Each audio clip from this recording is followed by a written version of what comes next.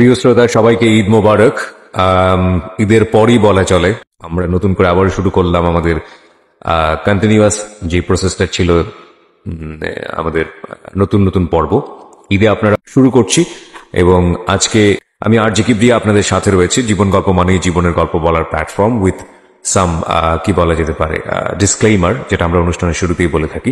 যাই হোক, আমি কথা বাড়াচ্ছি না, শুরুতেই আমার সঙ্গে কে রয়েছেন একটু পরিচয় করিয়ে দিতে চাই আপনাদের সঙ্গে। হ্যাঁ, আপনার নামটা একটু বলুন। আমার নাম নিশি। নিশি, বয়স কত? 19 বছর 8 মাস। 19 বছর 8 মাস। কোথায় থাকছেন এখন? এখন আছি নর্দায়। নর্দাতে। আর জন্ম জেলা? আমার হোম ডিস্ট্রিক্ট হচ্ছে নোয়াখালী। নোয়াখালীতে। নোয়াখালী সদরে। এই অনুষ্ঠানটা শোনেন নিয়মিত? নিয়মিত বলতে একবারে সেই কলেজ লাইফ থেকে, কলেজ বলতে ইন্টার ফার্স্ট ইয়ার থেকে রেগুলার শোনেন? রেগুলার। ঠিক আছে, শুনি আপনার জীবন গল্প ছোটবেলা থেকে, যেখান থেকে বলার আপনি বলুন প্লিজ। ছোটবেলা থেকে শুরু করতে হচ্ছে, আগে আমার আম্মুর দিক থেকে শুরু করি, যে কারণ আমার আম্মুর পর থেকে আম্মু হচ্ছে একটা নোয়াখালীরই একটা সদরের একটা সম্ভ্রান্ত ফ্যামিলির মেয়ে। আমার নানাও হচ্ছে একজন সাংবাদিক ছিল।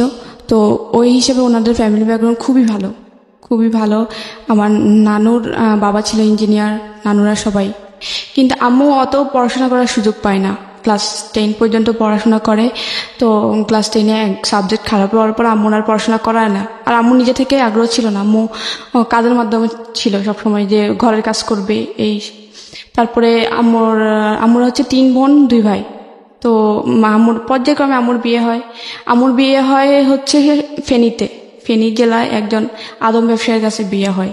তাই সেটা নানা জানতো না যে আম্মুর মানে যাকে মেয়েকে বিয়ে দিচ্ছে ছেলে আবার যে আদম ব্যবসা করতে জানে, যে বিজনেস করে, MA পাস ছেলে। কিন্তু উনি জীবিকার তাগিদে আদম ব্যবসা করতে বিদেশের লোক আনা, চিটিংবাজিও ছিল। তো নানা আবার এটা পছন্দ করতো না, কারণ নানা হচ্ছে অনেস্ট লোক। তারপরে আবার হচ্ছে মিডিয়ায় কাজ করে, নানা এটা কোনোভাবে নিতে পারতো না। তারপরে যাই হোক, মেয়ে বিয়ে দেওয়ার পরেও আম্মুরদের ঘরে হচ্ছে কি, আম্মুর সংসারে মানে আম্মু হচ্ছে সদরের নোয়াখালীর, আর আম্মুর বিয়ে হচ্ছে ফেনীতে, মোটামুটি অনেকটা দূর, অন্য একটা জেলা। তো ওইখানে বিয়ে হওয়ার পরে আম্মুর বিয়ে হওয়ার 13 বছর কেটে যায়, কোনো সন্তান হয় না। মোটামুটি এদিক থেকে কিন্তু আম্মু খুব একটা অশান্তিতে ছিল। মানে শ্বশুর বাড়ির থেকে অনেক কথা শুনতো, আবার এখানে বাড়িতে আসলে অনেক কথা শুনতো যে কেন ছেলে মেয়ে হয় না। তারপরে হচ্ছে এখানে আব্বুর দিক থেকে আম্মু কিন্তু হ্যাপি না। আব্বু আদা ব্যবসা করে, 6 মাস থাকে পালানো, 6 মাস থাকে বাড়িতে। কিন্তু আব্বুর একটা একই, ওনাদের আব্বুদের ফ্যামিলি আবার পুরোটাই শিক্ষিত। আব্বু আবার আমাদের ওখানে ফেনী জেলার সেক্টর কমান্ডার ছিল, মুক্তিযোদ্ধা। তো মুক্তিযুদ্ধের সেক্টর কমান্ডার থাকা অবস্থায় উনি, তারপরে ওই সময় আর ওই যে মুক্তিযুদ্ধের অতটা মূল্যায়ন করা ছিল না। উনি ওনার জীবিকা ছিল না, তো উনি আদৌ ব্যবসায়ী করতো। তারপরে আম্মুর অতটা খরচ বিয়ার করতো না। অনেক ফ্যামিলিতে শ্বশুরবাড়িতে যে আমার দাদি করতো, কোনো রকম মানে খাওয়া দাওয়া চলতো আর কি। আম্মু কোনোভাবে করতো না, যে ফ্যামিলি থেকে আসতো ওই ফ্যামিলি ভাবে। তারপরে আম্মু কিন্তু হ্যাপি ছিল, এটা কি দাদু আদর করতো। তো আম্মু যখন 13 বছর পর্যন্ত কোনো ছেলে সন্তান হয় না, আব্বু কি করলো, কোথা থেকে একটা মেয়ে এনে দিল, 7 মাস বয়সের, ছোট্ট একটা 7 মাস বয়সের মেয়ে। আম্মু জানে না যে কোত্থেকে এনে দিচ্ছে, কিন্তু আম্মু খুবই এক্সাইটেড, কারণ আম্মু হচ্ছে বড় খালা, মেজো খালা, বড় মামি, ওদের যত ছেলে মেয়ে হয়েছে সবগুলো ছেলে মেয়ে কিন্তু আম্মু মানুষ করছে। আম্মু একদম কোলে পিঠে খাওয়ানো সব কিছু আম্মু করছে। আম্মু বাচ্চাদের প্রতি খুব এক্সাইটেড ছিল, আর ওই বাচ্চাদের খুব আদর করতো। তো যখন একটা 7 মাস বয়সের বাচ্চা দেয়, আম্মুর বলে যে কি এটা আজকে থেকে তোমার। আম্মু আর কিছু জিজ্ঞেস করে না, আম্মু শুধু জিজ্ঞেস করছে যে মেয়েটার তো আমার। হ্যাঁ বুঝলাম, পুরো কাগজপত্র করে নিয়ে আসছো? হ্যাঁ কাগজপত্র করে নিয়ে আসছি, মেয়েটা হচ্ছে আজকে থেকে তোমার, এটা আমাদের মেয়ে, আমরা বড় করব। তারপরে ওই 7 মাস বয়সের মেয়ে, আম্মু জিজ্ঞেস করে যে মেয়েটার টাইম অফ বার্থ কবে। তো বললো যে, আমি ওর মাকে জিজ্ঞেস করলাম যখন আনি, তখন ওর মাকে জিজ্ঞেস করলাম, বললো যে কি 1998 সালের 15 নভেম্বর। তো আম্মু এটা আবার লিখে রাখে। তারপরে হচ্ছে বাচ্চাদের ছোট যখন থাকে, আবার এই যে হাম বা নিউমোনিয়ার জন্য টিকা দেওয়া হয়, 5টা বা 7টা সামথিং, ঠিক জানি না। তো ওই টিকা দেওয়ার জন্য ওই টিকার কার্ডে ডেটটা উল্লেখ করে রেখে দেয়। তারপরে হচ্ছে আম্মু আমাকে বড় করতে, কিন্তু আব্বু আবার দিয়ে দেয়, আর খবর নেই বাচ্চার, আর খোঁজ খবর নেয় না, আবার পালানো, টাকা মেরে দেয়, এই সেই। বিদেশে ও আসে, ওর টাকা মেরে দিচ্ছে, এইসব ঝামেলার ভিতরে Okay. নানা এইসব সহ্য করতে পারে না। অনেক এক পর্যায়ে ফেনী থেকে লোক নোয়াখালী সদর পর্যন্ত পৌঁছায় যায়, নানুর বাড়িতে পর্যন্ত। আচ্ছা, তো নানা খুবই অপমান হচ্ছে লোকদের কাছে। তারপর নানা বলে কি আমি এখন মেয়েকে নিয়ে নিব, আমি 13 বছর পর্যন্ত 14 বছর হয়ে গেছে, মানে 13 বছর পর্যন্ত বাচ্চা হয় না। তো আমার যে মেয়েটাকে 7 মাস বয়সে এনে দেয়, তার বয়স যখন 2.5 বছর হয়, মানে 15 সামথিং, তখন নানা বলতেছে যে আমি আর রাখবোই না, মেয়ে নিয়ে নেবো। হয়তো ওর আদম ব্যবসা ছাড়বে, নাহলে আমার মেয়েটা আমি একবারে ডিভোর্স করে নিয়ে নেব। নানা আব্বুকে প্রেশার কিক করে যে তুমি হয়তো আদম ব্যবসা ছাড়ো, আর নাহলে আমার মেয়েকে ছাড়ো। ওকে। উনি কোনো অ্যান্সারে না দেয়। আম্মু তারপর অনেক চিঠি, এখন চিঠির যোগ ছিল, ফোন ছিল না, খুব চিঠি লিখতো। তো আব্বু কোনো চিঠিরে রিপ্লাই করতো না। আচ্ছা, তো আম্মু অনেকবার চেষ্টা করে ওনাদের সাথে যোগাযোগ করা, যে কোনোভাবেই যেন সংসারটা না ভাঙে। আর তখন আবার আমি মানে 2.5 বছর একটা মেয়ে আছে, মেয়ের ভরণ পোষণ। তারপরে আমি কোনোভাবে চাই না, এক পর্যায়ে নানা ডিভোর্স করে ফেলে। তখন আপনার বয়স 2.5 বছর? হ্যাঁ, আমার বয়স তখন 2.5 বছর। আচ্ছা, তখন নানা এক পর্যায়ে ডিভোর্স করে ফেলে। ডিভোর্স করানোর পরেও মানে আব্বু ডিভোর্স পেপারটা অ্যাকসেপ্ট করে না। তারপরে নানা ডিভোর্সটা পেপারটা দিয়ে আম্মুর দিয়ে সাইন করায় পাঠায়। পাঠানোর পরে কিন্তু মেয়ে যদি ডিভোর্স দেয় 3 মাস পরে কিন্তু ওটা কনফার্ম হয়ে যায়, ছেলে অ্যাকসেপ্ট করুক বা না করুক। কিন্তু ছেলে যখন কোনো ছেলে যদি ডিভোর্স দেয়, তখন মেয়ে সাইন করা ছাড়া ওই ডিভোর্সটা কনফার্ম হয় না। তো ডিভোর্সটা কনফার্ম হয়ে যায়। হয়ে যাওয়ার পরে আম্মু এখান দিয়ে এদিক দিয়ে কান্নাকাটি নানুর বাড়িতে। আর মামিরা ছিল একটু অন্যরকম, আর কখনোই কোনো ননদদের সহ্য করে না, মানে এই ভাইয়ের বউরা ননদদের সহ্য করে না। আবার একটা মেয়ে নিয়ে থাকবে ডিভোর্সি, তার মানে অবশ্যই ওদের কষ্ট বের হবে। তারপর আম্মু ওইখানে থেকে সেলাই মেশিনে কাজ করতো, মোটামুটি টুকিটাকি কাজ করে মোটামুটি খরচ জোগাতো। তারপরেও এই যে নানা বলতো যে না, এভাবে তো মেয়েটার জীবন যায় না, দেখি মেয়েটাকে আবার একটা বিয়ে দিই। তারপরে আম্মুর একটা জায়গা থেকে বিয়ের প্রস্তাব আসে। তারপরে আম্মু বলে যে কি না, আমি করব না বিয়ে। তারপরে হচ্ছে কি বল, আম্মু অনেক জায়গা থেকে আসে বিয়ে, যে কয় না আমি করব না, আমার মেয়ে আছে, আমার মেয়েকে নিয়ে কেটে দেবো। আম্মু আবার কি ফেনী থেকে যখন আসে আমাকে নিয়ে আসে, মানে হচ্ছে কি 2.5 বছর 7 মাস বছরের বাচ্চাটা, 7 মাসের একটা বাচ্চার মায়া উনি ছাড়তে পারে না, কারণ উনি আগে থেকে বাচ্চা পাগল ছিল। তারপর বাচ্চার মায়া ছাড়তে পারে না, উনি ওই বাচ্চা নিয়ে আসে।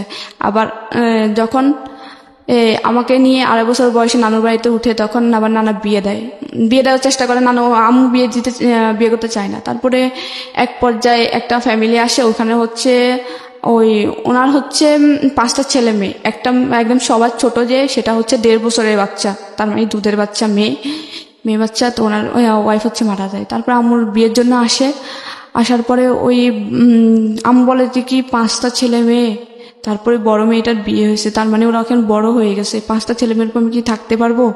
তারপর নানা বলে যে কি না, দেবো না, 5টা ছেলে মেয়ের উপরে আমার মেয়েকে দেবো না। এখানে আরো গ্রামের পরিবেশ, একবারে গ্রামের মধ্যে। নানুর বাড়িতে একটু মোটামুটি মানে পৌরসভার কাছাকাছি। তারপরে ওনারা যখন মানে একদম জেদ ধরে আছে যে ছেলেপক্ষ, যে না বিয়ে করে নিয়ে যাবে। আমার নানুদের ফ্যামিলি একটু মানে সম্ভ্রান্ত ফ্যামিলি, ভালো মেয়ে। ও মানে আশেপাশে খবর নিয়ে দেখছে যে ও নাকি বাচ্চাদের খুবই পাগল, তার মানে 5টা বাচ্চার উপর নিয়ে গেলে ওর মায়া ছাড়তে পারবে না, অবশ্যই আদর যত্ন পাবে মায়ের। তারপরে আরো যে মেয়েটা আছে, ওই মেয়েটা নিজের না, তার মানে ও নিজের অন্যের মেয়েকে এত আদর করে, তাহলে আমার 5টা বাচ্চাকেও ও নিশ্চয়ই আদর করবে। ও তারপরে ওনারা জিদ ধরে আছে যে বিয়ে করে ছাড়ানো আমরা যাবেই না। একদম পুরা ডাইনিং এ একদম একটা বিকেল আসছিল, বিকেল 4টার দিকে আসছিল, আম্মুর কাছ থেকে শোনা যে একদম রাতে 11টা পর্যন্ত ওনারা ডাইনিং থেকে যায় নাই, যা বললো যে আমরা যাবোই না, এখান থেকে বিয়ে না করে যাব না। তারপর পরের দিন বিয়ে হয় আপনার মার? হ্যাঁ, আম্মুর আবার সেকেন্ড বিয়ে হয় ওই ফ্যামিলিতে 5টা ছেলেমেয়ের উপরে। তখন আপনি কোথায় ছিলেন? আমি আম্মুর সাথেই ছিলাম। আম্মু তো আমাকে ফেনী থেকে নিয়ে আসি, কারণ 5টা ছেলেমেয়ের জায়গায় এসে বিয়ে করলো, আপনাকে নিয়ে গেল ওই সংসারে নাকি? তো আম্মু ওখানে হচ্ছে কি শর্ত দেয় যে আমার একটা শর্ত আছে, শর্তটা হচ্ছে আমার মেয়েটাকে নিয়ে আমি ফেনী থেকে চলে আসছি, যদিও আমার মেয়ে না, তারপরে ওর মায়া আমি ছাড়তে পারবো না। তারপরে বলে যে কি ওকে আমি 7 মাস বয়সে পাইছি, সে দুধের বাচ্চা, সেই দুধের বাচ্চাকে আমি 2.5 বছর পর্যন্ত করছি, আমি ওর মায়া ছাড়তে পারবো না, ওর প্রতি আমার মায়া বসে গেছে। তারপরে বলে যে না না না, আমার 5টার মধ্যে, ওনারা বলে যে তখন না না আমার 5টার মধ্যে ও একটা থাকতেই পারে। আর আমি তো জানি, আমরা তো জানি যে তুমি অনেকে বাচ্চা পাগল। তারপরে আচ্ছা ওই এগ্রিমেন্টে বিয়ে হয়। তারপরে বিয়ের পরপরই ওই বাড়িতে আম্মুকে নিয়ে যায় ওদের 5টা ছেলে মেয়ের উপরে। তখন আম্মু আমাকে, ওদের সাথে কিন্তু হয় যে আম্মু যেখানে থাকবে ওনার মেয়েও সেখানে থাকবে, ওদের সাথেই কিন্তু কথা হয়ে বিয়েটা হয়। তারপরে ওইকে বাড়িতে নিয়ে যাওয়া হয়। বাড়িতে নিয়ে যাওয়ার পরে মানে আমার কাছে প্রথম অবস্থায় আমাকে সে আদর, সবাই কোলে নিচ্ছে।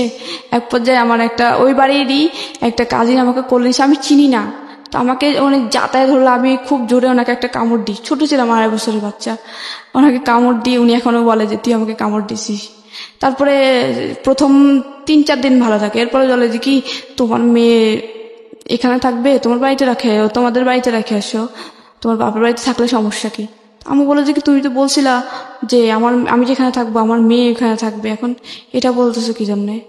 তখন আমাকে আমার 6 মাস ওই বাড়িতে থাকার পরে ওরা মানে নানাভাবে আম্মুকে অনেক কথা শোনায় যে ওই মেয়ে নিয়ে আসছিস, ওই মেয়ে এখানে খাবে। তারপর ওই বাড়ির দাদি, তারপর চাচি, জেঠি, তারপরে ওই বাড়ির যে আমার যে সৎ ভাই বোন 5জনের মধ্যে 4জনই আমার বড়, শুধুমাত্র একটা বোন আমার ছোট। আমার ছিল তখন 2.5 বছর, ওর ছিল 1.5 বছর, 1 বছরে বড় আমি ওর। তো আর সবাই ছিল বড়। আর ওইখানের বড় আপুর বিয়ে হয়েছিল তখন, আর গ্রামে তো একটু তাড়াতাড়ি বিয়ে হয়। তো আমার ওই বাড়িতে যাওয়ার পরে বড় আপুর প্রেগনেন্ট থাকা অবস্থায় ওনার প্রথম বাচ্চাটা সিজার করার পরও মারা যায়।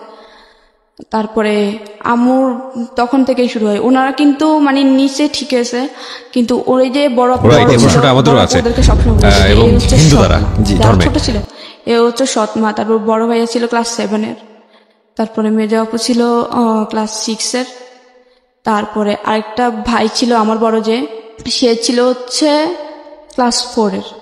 তারপরে ওদেরকে সবসময় বলে, তো ওই বড় আপু আর বড় ভাই আম্মুর সাথে মানে অগত্য ভাষায় গালাগালি করতো, কোনো কিছু বলে আম্মুকে বলতো যে চোর, এই সেই। আম্মু বাপের বাড়িতে যাইতো না, তাহলে চুরি করবে কি জন্য? আর আম্মুর বাপের বাড়িতে মানে এই বাড়ির তুলনায় আম্মুদের বাপের বাড়িতে সম্পত্তি পায় কয়েকশো গুণ আছে বেশি, কারণ আম্মুরা অনেক সম্ভ্রান্ত।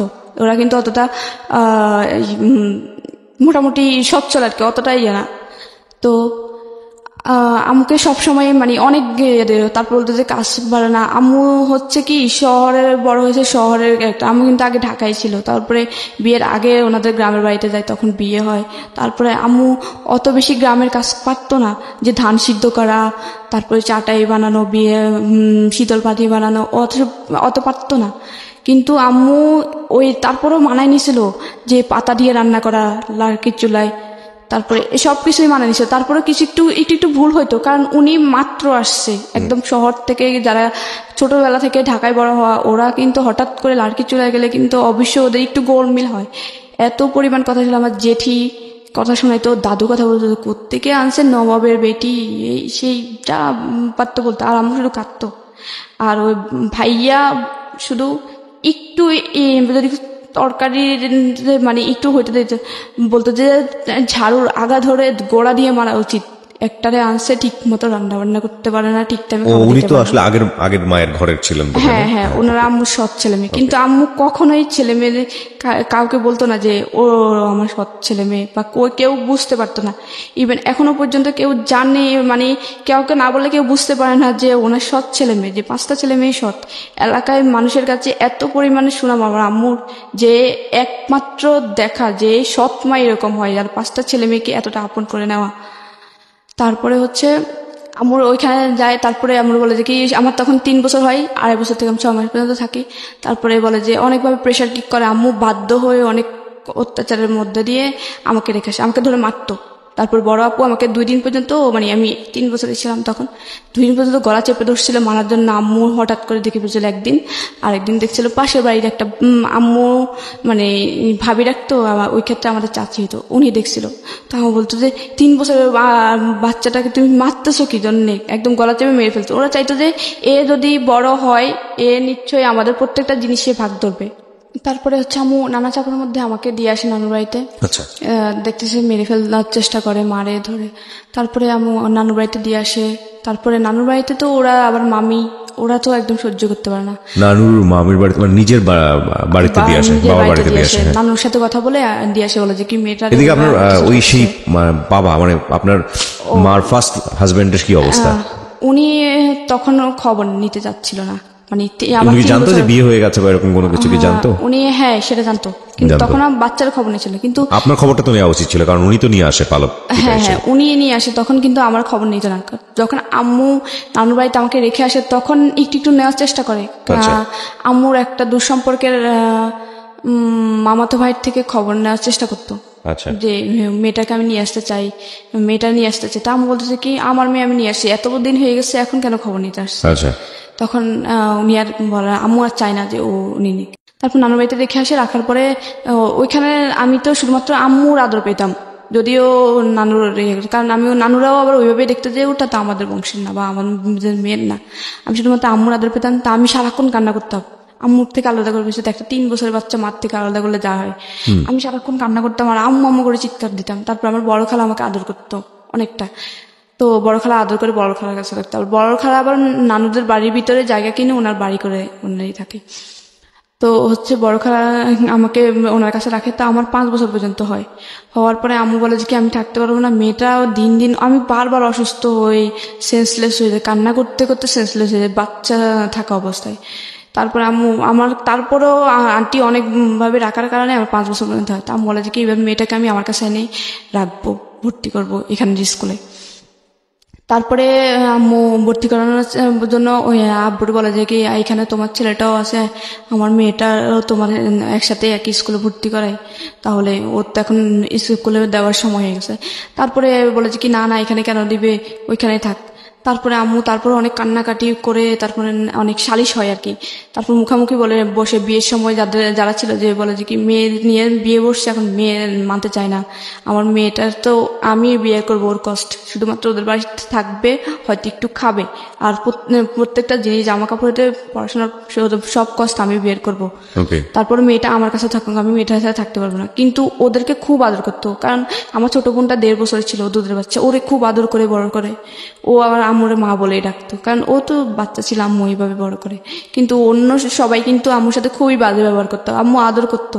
ফারুক ভাইয়া যখন মানে বড় ভাইয়া যখন 7-এ ছিল তখন 7 থেকে পাই, ভাইয়া পড়াশোনা করতে যেত না, কিন্তু ভাইয়ারা খুব চাইতো পড়াশোনা করো করো করো পড়াশোনা করো। তারপরে আমাকে অনেক সালিশ হয়ে এলাকার মুরব্বী যারা ছিল বিয়েতে তারপর নিয়ে যায় ওই বাড়িতে। নিয়ে যাওয়ার পরে আমাকে ফার্স্ট ক্লাস 1-এ ভর্তি করে। তখন আমার আবার জন্ম তারিখ একটু চেঞ্জ করে দেয়, যে আমার যখন 15 নভেম্বর ছিল ওই বয়সে আমাকে ভর্তি করতে পারতেছিল না। ওই সময়টা থেকে আপনি জানতেন যে এরা আপনার অরিজিনাল বাবা মা না? না না আমি জানতাম না, কারণ আমি বুঝতাম না। আম্মু বুঝাইতো যে ও তোমার বাবা, ও তোমার ভাই, ও তোমার বোন। তা আমি বলতাম যে ভাইয়া ভাইয়া। কিন্তু আমার মাঝে মাঝে বলতাম আম্মু বড় ভাইয়া পপিকে আদর করে আমাকে করে না কেন, এটা কিন্তু আমি খুব প্রশ্ন করতাম আম্মুকে। আচ্ছা আচ্ছা। আমার কিন্তু মনে আছে যে এটা আমি খুব ইয়ে করতাম যে আম্মু বড় ভাইয়া পপিকে আদর করে আমাকে করে না কেন, আমি তো ভাইয়া রাখি। ও আমি যদি বলতাম যে ভাইয়া বলে এবার ধরতাম, ঠাস করে থাপ্পড় মারতো, যদি শর্ট এটা বলে থাকতাম। তো আমার আবার বুঝতাম যে নিশ্চয় কোনো সমস্যা, আমি ভাইয়া রাখি তারপরেও কেন জানি আমাকে আদর করে না। বড় আপু তো পাইলে যেখানে আমাকে একা ভাবে সেখানে গলা চাপে, যেখানে একা ভাবে সেখানে গলা চাপে। তারপরে আম্মু সালিশের পরে আমাকে যখন নিয়ে আসে ভর্তি করে ওইখানের একটা স্কুলে, জন্ম তারিখ চেঞ্জ করে 1 জানুয়ারি দেয়। 15 নভেম্বরে ভর্তি করতে পারছিল না, যে এত ছোট মেয়ে ভর্তি করবো না ক্লাস 1-এ। তারপরে ওদের সাথে আমরা, তারপর ক্লাস 4-এর যে ভাইয়া ছিল ওরে আবার আমাদের সাথে, ও পড়াশোনায় ভালো ছিল না। আমি বললো যে ওর তো এখনো বয়স বেশি হয় না, ওরে 1-এ দিয়ে দাও।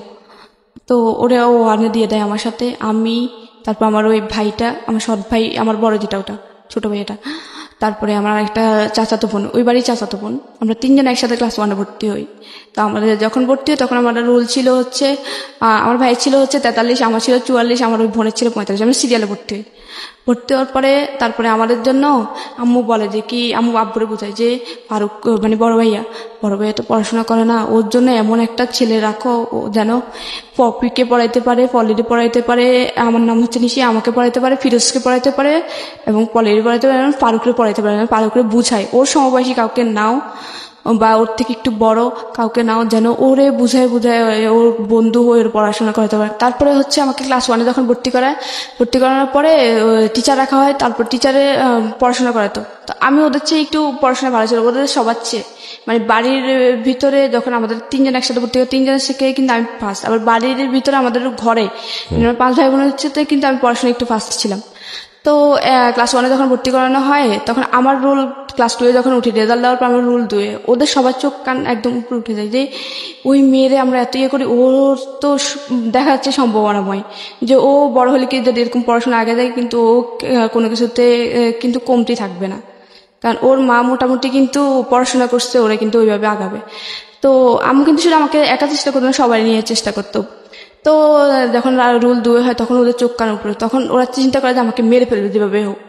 তখন আমি আমার ভাই ছোট ভাইয়ের সাথে খেলতেছিলাম, আমরা একসাথে পড়তাম, তো এই জন্য একসাথে খেলতাম। তো মাঠের মধ্যে খেলতাম, মাঠের পাশে একটা তাল গাছ ছিল, তাল গাছের কিন্তু চারপাশে পাতাগুলো ছড়াই থাকে, মানে যে তালের যে ঢাল না, পাতার যে ইয়ে থাকে, ডাঁটি থাকে, ডাঁটির মধ্যে কিন্তু করাতের মতো ধার থাকে। তো এরকম ছোট একটা তাল গাছ, তো তাল গাছের করাতগুলো দাঁড়ানো ছিল, এভাবে পাখাগুলো মেলানো। তো ও এরকম গোল্লা দৌড় বলতাম আমরা গ্রামের ভাষায়, তো গোল্লা দৌড় খেলছিলাম। ওই ভাইতে আগে বড় আপু শিখে দেয় যে ও খেলার সময় ও যখন তাল গাছের সাইড দিয়ে যাবো, ওরা ধাক্কা মারবে যেন তাল গাছের ওইখানে পড়েও যেন 2 ভাগ হয়ে যায় একদম। তো আমি ক্লাস 2-এ তখন, আমি এখন সাদা একটা শার্ট ছিল গায়ে, তখন আমি খেলতেছিলাম, তখন তাল গাছের গোড়া দিয়ে আমি যাচ্ছিলাম, ভাই আমার পিছন দিয়ে যখন ফলো করলো যে আমি আসছি, ছোট ভাইয়া, ও মানে খুব জোরে আমাকে ধাক্কা দেয়, আমি উপড়ে যাই গাছের ওই একদম ঠিক ও যে টার্গেট ছিল টার্গেট বরাবর, কিন্তু ধাক্কাটাও আসতে হয়ে যায় যে আমার যে একদম পুরা ভাগ হয়ে যাবে ওরকম হয় না। হয় কি আমার একদম ছাকনার নিচ দিয়ে 7-8 ইঞ্চির মতো কাটা যায়, অনেক বড়, মানে হচ্ছে এক সাইড দিয়ে পুরো অনেকটা ভাগ হয়ে যায়। আরেকটু যে প্রেশার কিক হয়েছে আমার কিন্তু মেরুদণ্ড পর্যন্ত পৌঁছায় যেত, মানে মেরুদণ্ড পর্যন্ত পৌঁছায় না, মেরুদণ্ড থেকে 1.5 ইঞ্চি বা 2 ইঞ্চি দূরে, অনেক ভয়ঙ্কর ভাবে কাটা যায়। ওই যে আমি ওইখানে এভাবে নাম জানা, ওই যে তালের যে কালো করাতগুলো থাকে ওগুলো আবার একটু নরম টাইপের থাকে, একটু মশলা দিলে আবার একটু ভাঙে, ওগুলা ভেঙে সব আমি পড়ে যাই। পরে আমি মানে হাতের ডান হাত দিয়ে ওই ছাকনাটা ধরেই চাচি আম্মা বলে ডাক দিছি চিৎকারে।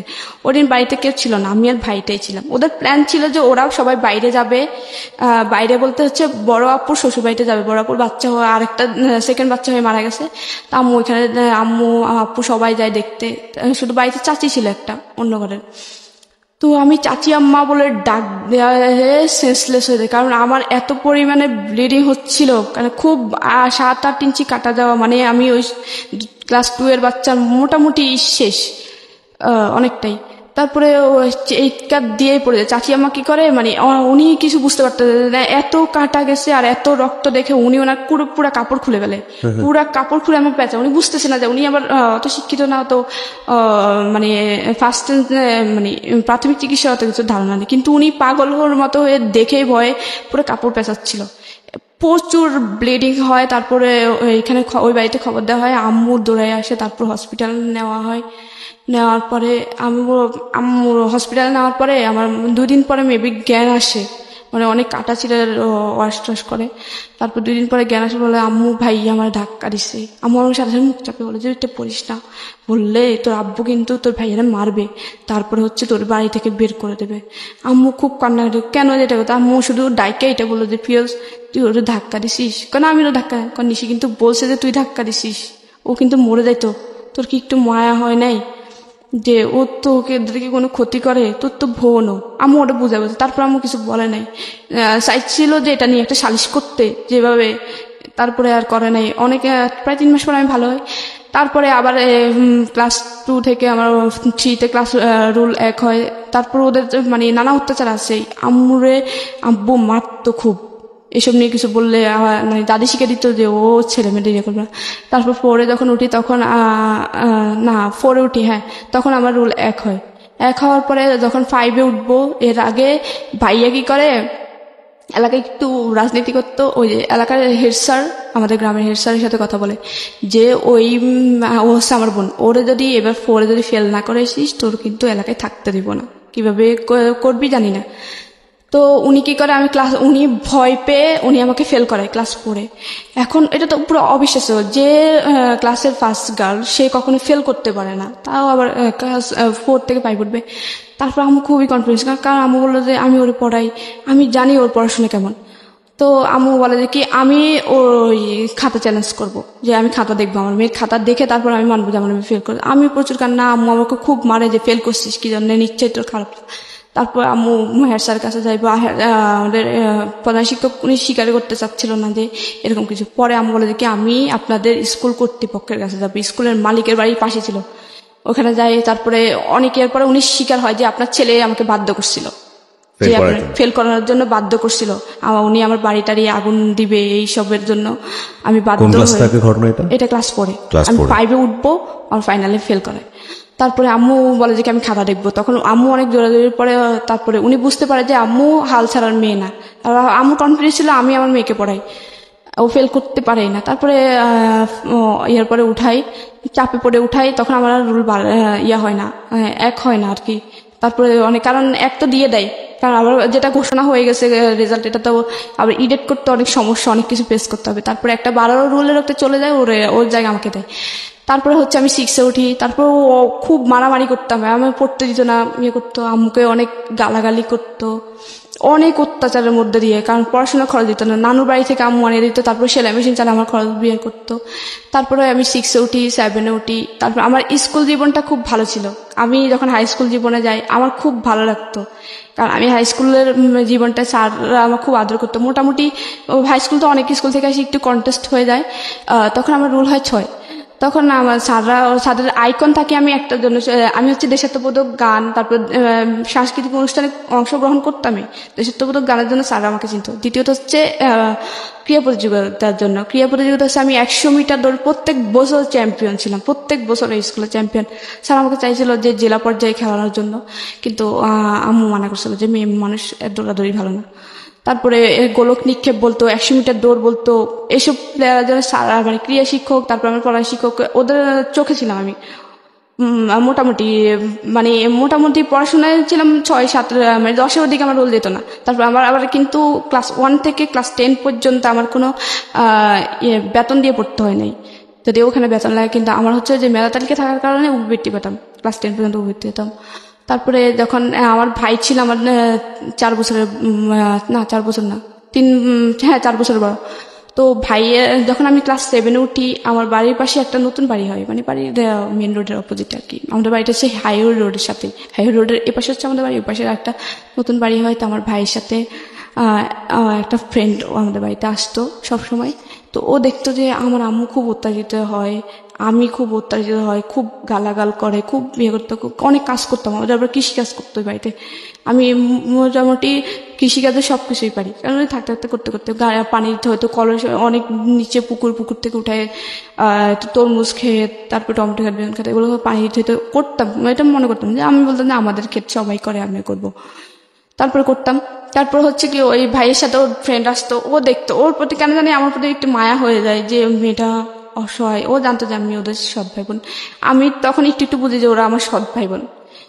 আমি আবার এখানে একটা কথা বলি, আমার বাবার আদর কিন্তু, বাবা কিন্তু কোনো দিনও আমাকে 1 সেকেন্ডের জন্য বাবার বলে মানে মেয়ে বলে আদর করে নাই, কখনো না।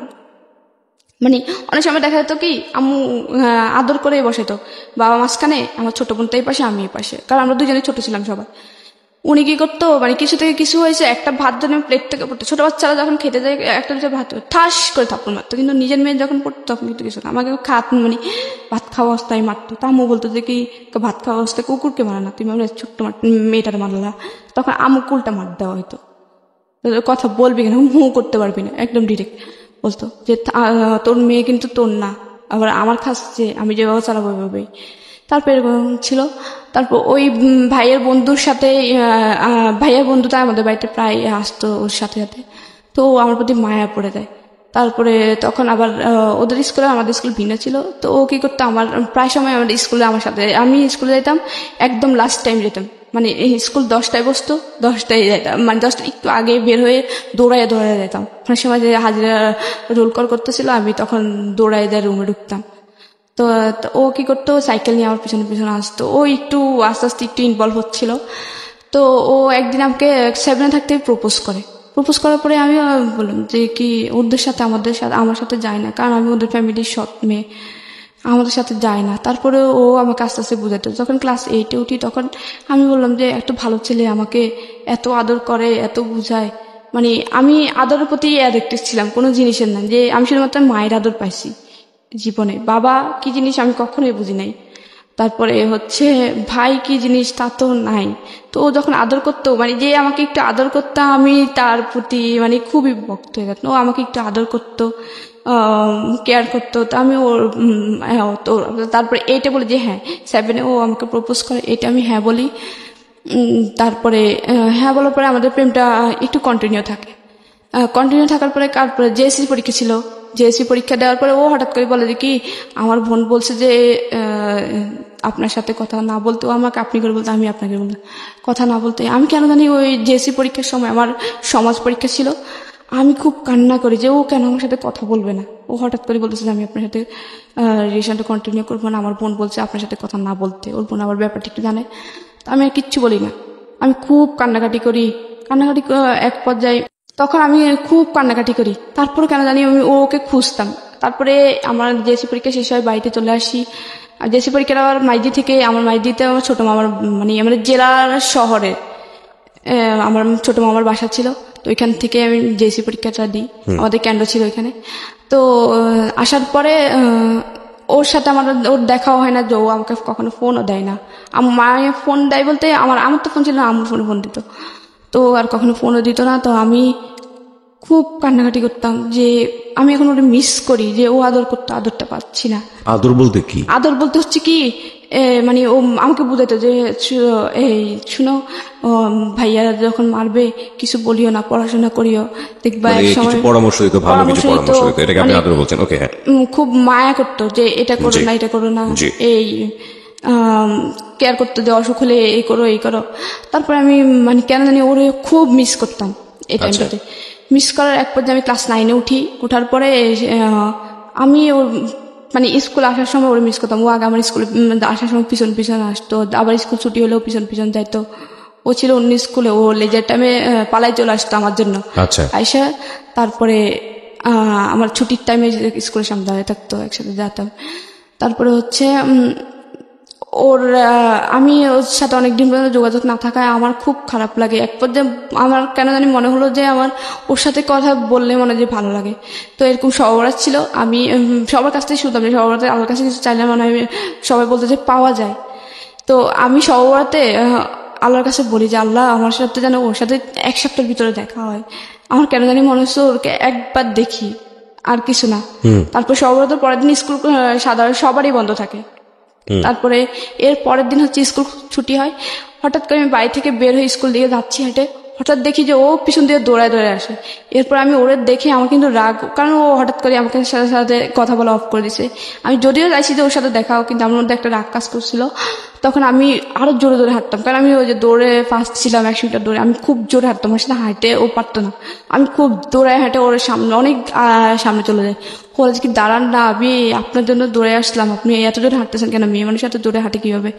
তারপর আমি বললাম যে মনে মনে বললাম যে এতদিন পরে আসছে, আমার খবর নেই। আমি কথা তো আবার আম্মুর ফোন দেয়, আবার কন্টিনিউ হয় রিলেশনটা কন্টিনিউ হওয়ার পরে ক্লাস 9-এ আমি কেউ জানতো না তখন যে আমি ওর সাথে কথা বলি, কেউ জানতো না তখন। ক্লাস 9-এর ফাইনাল পরীক্ষা ডিসেম্বরে 2012 সালে আমার ফাইনাল পরীক্ষা চলছিল। 2 বিশেষ সাবজেক্ট পরীক্ষা গেছিল 2012 সালের 4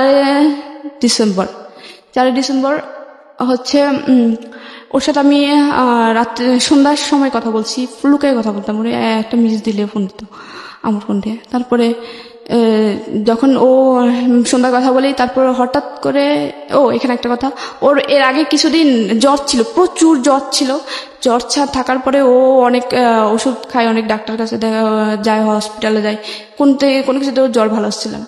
তারপর হঠাৎ করে একদিন বড় একটা হসপিটালে যায় ডাক্তার দেখায়। ডাক্তার দেখানোর পরে ওকে মেডিসিন দেয়, অ্যান্টিবায়োটিক। ওর বুক ভরে বমি হয় মেডিসিন খাওয়ার সাথে সাথে। তখন আমি সাথে সাথে বলি যে ক্যান্সার না তো, কারণ ক্যান্সার না তো বলি কি যে আমাদের বাড়ির পাশে একটা ছোট বাচ্চা ছিল, বাচ্চাটা হচ্ছে এরকম অনেকদিন জ্বর ছিল, তারপরে এরকম ওষুধ অ্যান্টিবায়োটিক খাওয়ানোর পরে ও বুক ভরে বমি করছিল, রক্ত বমি করছিল। বমি করার পরে তাকে ঢাকায় নিয়ে যাওয়া হয়, ঢাকা মেডিকেলে। তারপরে আনার পরে ওর বলে যে ওর ব্লাড ক্যান্সার। ইভেন ওর ব্লাড ক্যান্সারটা খুব থার্ড স্টেপে, ফার্স্ট স্টেপ না, থার্ড স্টেপে। তখন চিকিৎসা নেয়, ও 2 মাস পরেই মারা যায়। তখন আমার মানে বুকের ভিতরে একটা অজানা ভয়, যে আমি ওর সাথে সাথে বলে ফেলি যে ক্যান্সার না তো। বলে আরে না, কিসের ক্যান্সার হবে, হয়তো টাইফয়েড কিছু একটা। তারপরে ওই দিন আমি যখন ওর সাথে সন্ধ্যার সময় কথা বললাম, 4 ডিসেম্বর 2012 সালে, কথা বলার পরে 9টার সময় ও নাকি সেন্সলেস হয়ে পড়েছে, আমি জানি না। তারপর সকালবেলা আমি যখন ঘুম থেকে উঠে ভাবির সাথে নাস্তা বানাইলাম, আবার বড় ভাই বিয়ে করে, ভাবি আমাকে আদর করতো। আবার ভাবি দেখতো যে আম্মু ওনাকে আদর করে, ওই হিসেবে আমাকে আদর করতো। কিন্তু ভাইয়া কখনোই বোন বলে বলতো না, কখনো ডাকতো না যে এদিকে আয়। তারপরে পরের দিন মানে 5 ডিসেম্বর হচ্ছে আমি সকালবেলা উঠলাম, ওঠার পরে ভাবি বললো যে কি, ওর নাম ছিল নিরু, ছেলেটা যার সাথে আমার সম্পর্কে ছিল। ও বললো যে কি নিরু অসুস্থ হয়ে গেছে, কালকে রাতে নাকি ও সেন্সলেস হয়ে পড়ে যায়, নাক মুখ দিয়ে এরকম রক্ত বেরিয়েছিল। তারপরে ওরে মাইদি হসপিটাল নেওয়া হয়েছিল, হসপিটালে বলছিল ও নাকি স্ট্রোক করছে, ওর নাকি ব্রেনে রক্তক্ষরণ হচ্ছে। তারপরে ওর শরীরে ব্লাড নেই, তারপর ওর মাঠ থেকে 1 ব্যাগ ব্লাড নিয়ে ওর ঢাকা নিয়ে গেছে।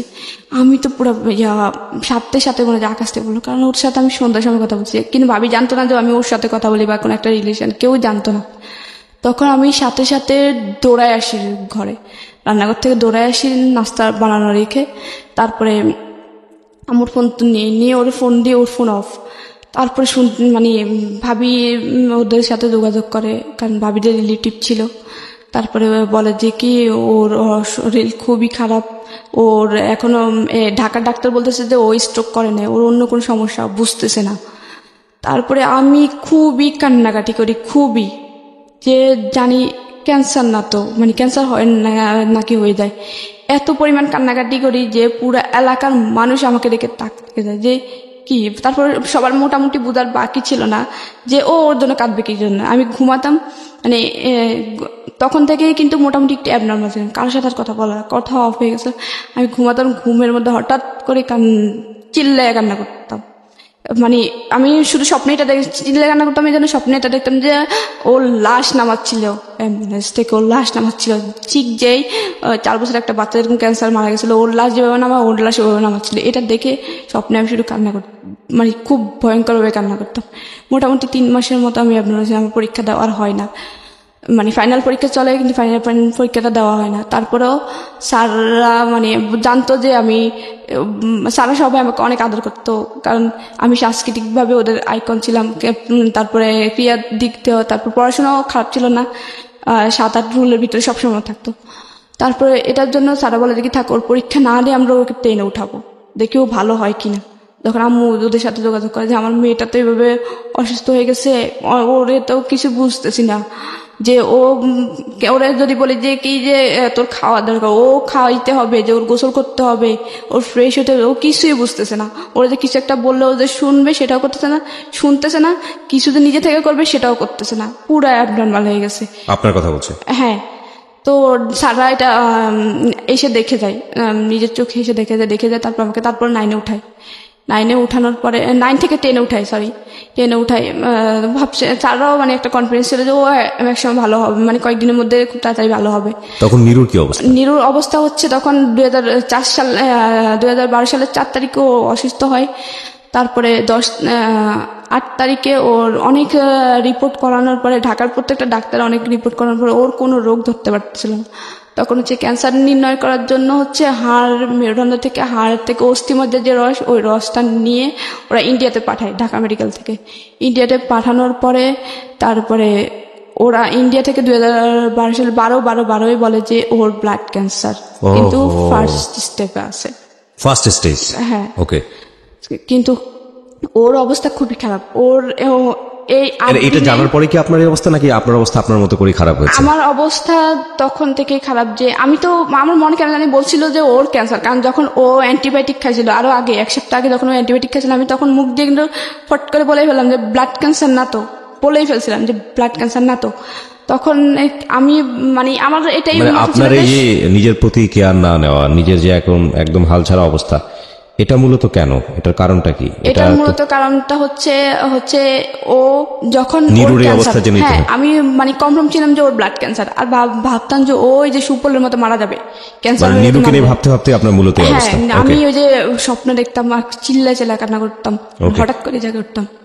তারপরে অ্যাবনর্মাল হওয়ার পরে আম্মু অনেক স্যারদেরকে রিকোয়েস্ট করে আমাকে ক্লাস 10-এ উঠায়। আর এখানে 12 তারিখে ঢাকা থেকে আমি ভাবি ফোন দেয় যে আমার আম্মুর কাছে ফোন দেয় যে নিরুর কি অবস্থা, কারণ ওর রিলেটিভ ছিল, অবশ্যই খবর নেওয়ার দরকার। পুরো এলাকার মানুষ ওর জন্য খুব কান্নাকাটি করতো, কারণ ও খুব ভালো ছিল, কারোর সাথে খারাপ ব্যবহার করতো না, আচ্ছা, খুব ভালো ছিল, নামাজ পড়তো খুব। আমার ভাইটাই সবাই ওর বন্ধু বান্ধব ওদের এলাকায় অনেকে ছিল, ওরা সবাই যায় ওর দেখার জন্য, ঢাকায় আসে নোয়াখালী থেকে। ওরা ছোট ছোট ছিল কিন্তু সবাই একসাথে আসে ঢাকায় ও দেখার জন্য। ওর আম্মু আব্বু এত পরিমাণে কান্না করে। আমার লাস্ট মনে আছে যে 12 তারিখে আমি একবার ফোন দিয়েছিলাম, মানে মোটামুটি কেন জানি মনে হলো যে ওরা একবার ওর আম্মুর কাছে ফোন দিই, ভাবি থেকে ওর আম্মুর নাম্বার নেই।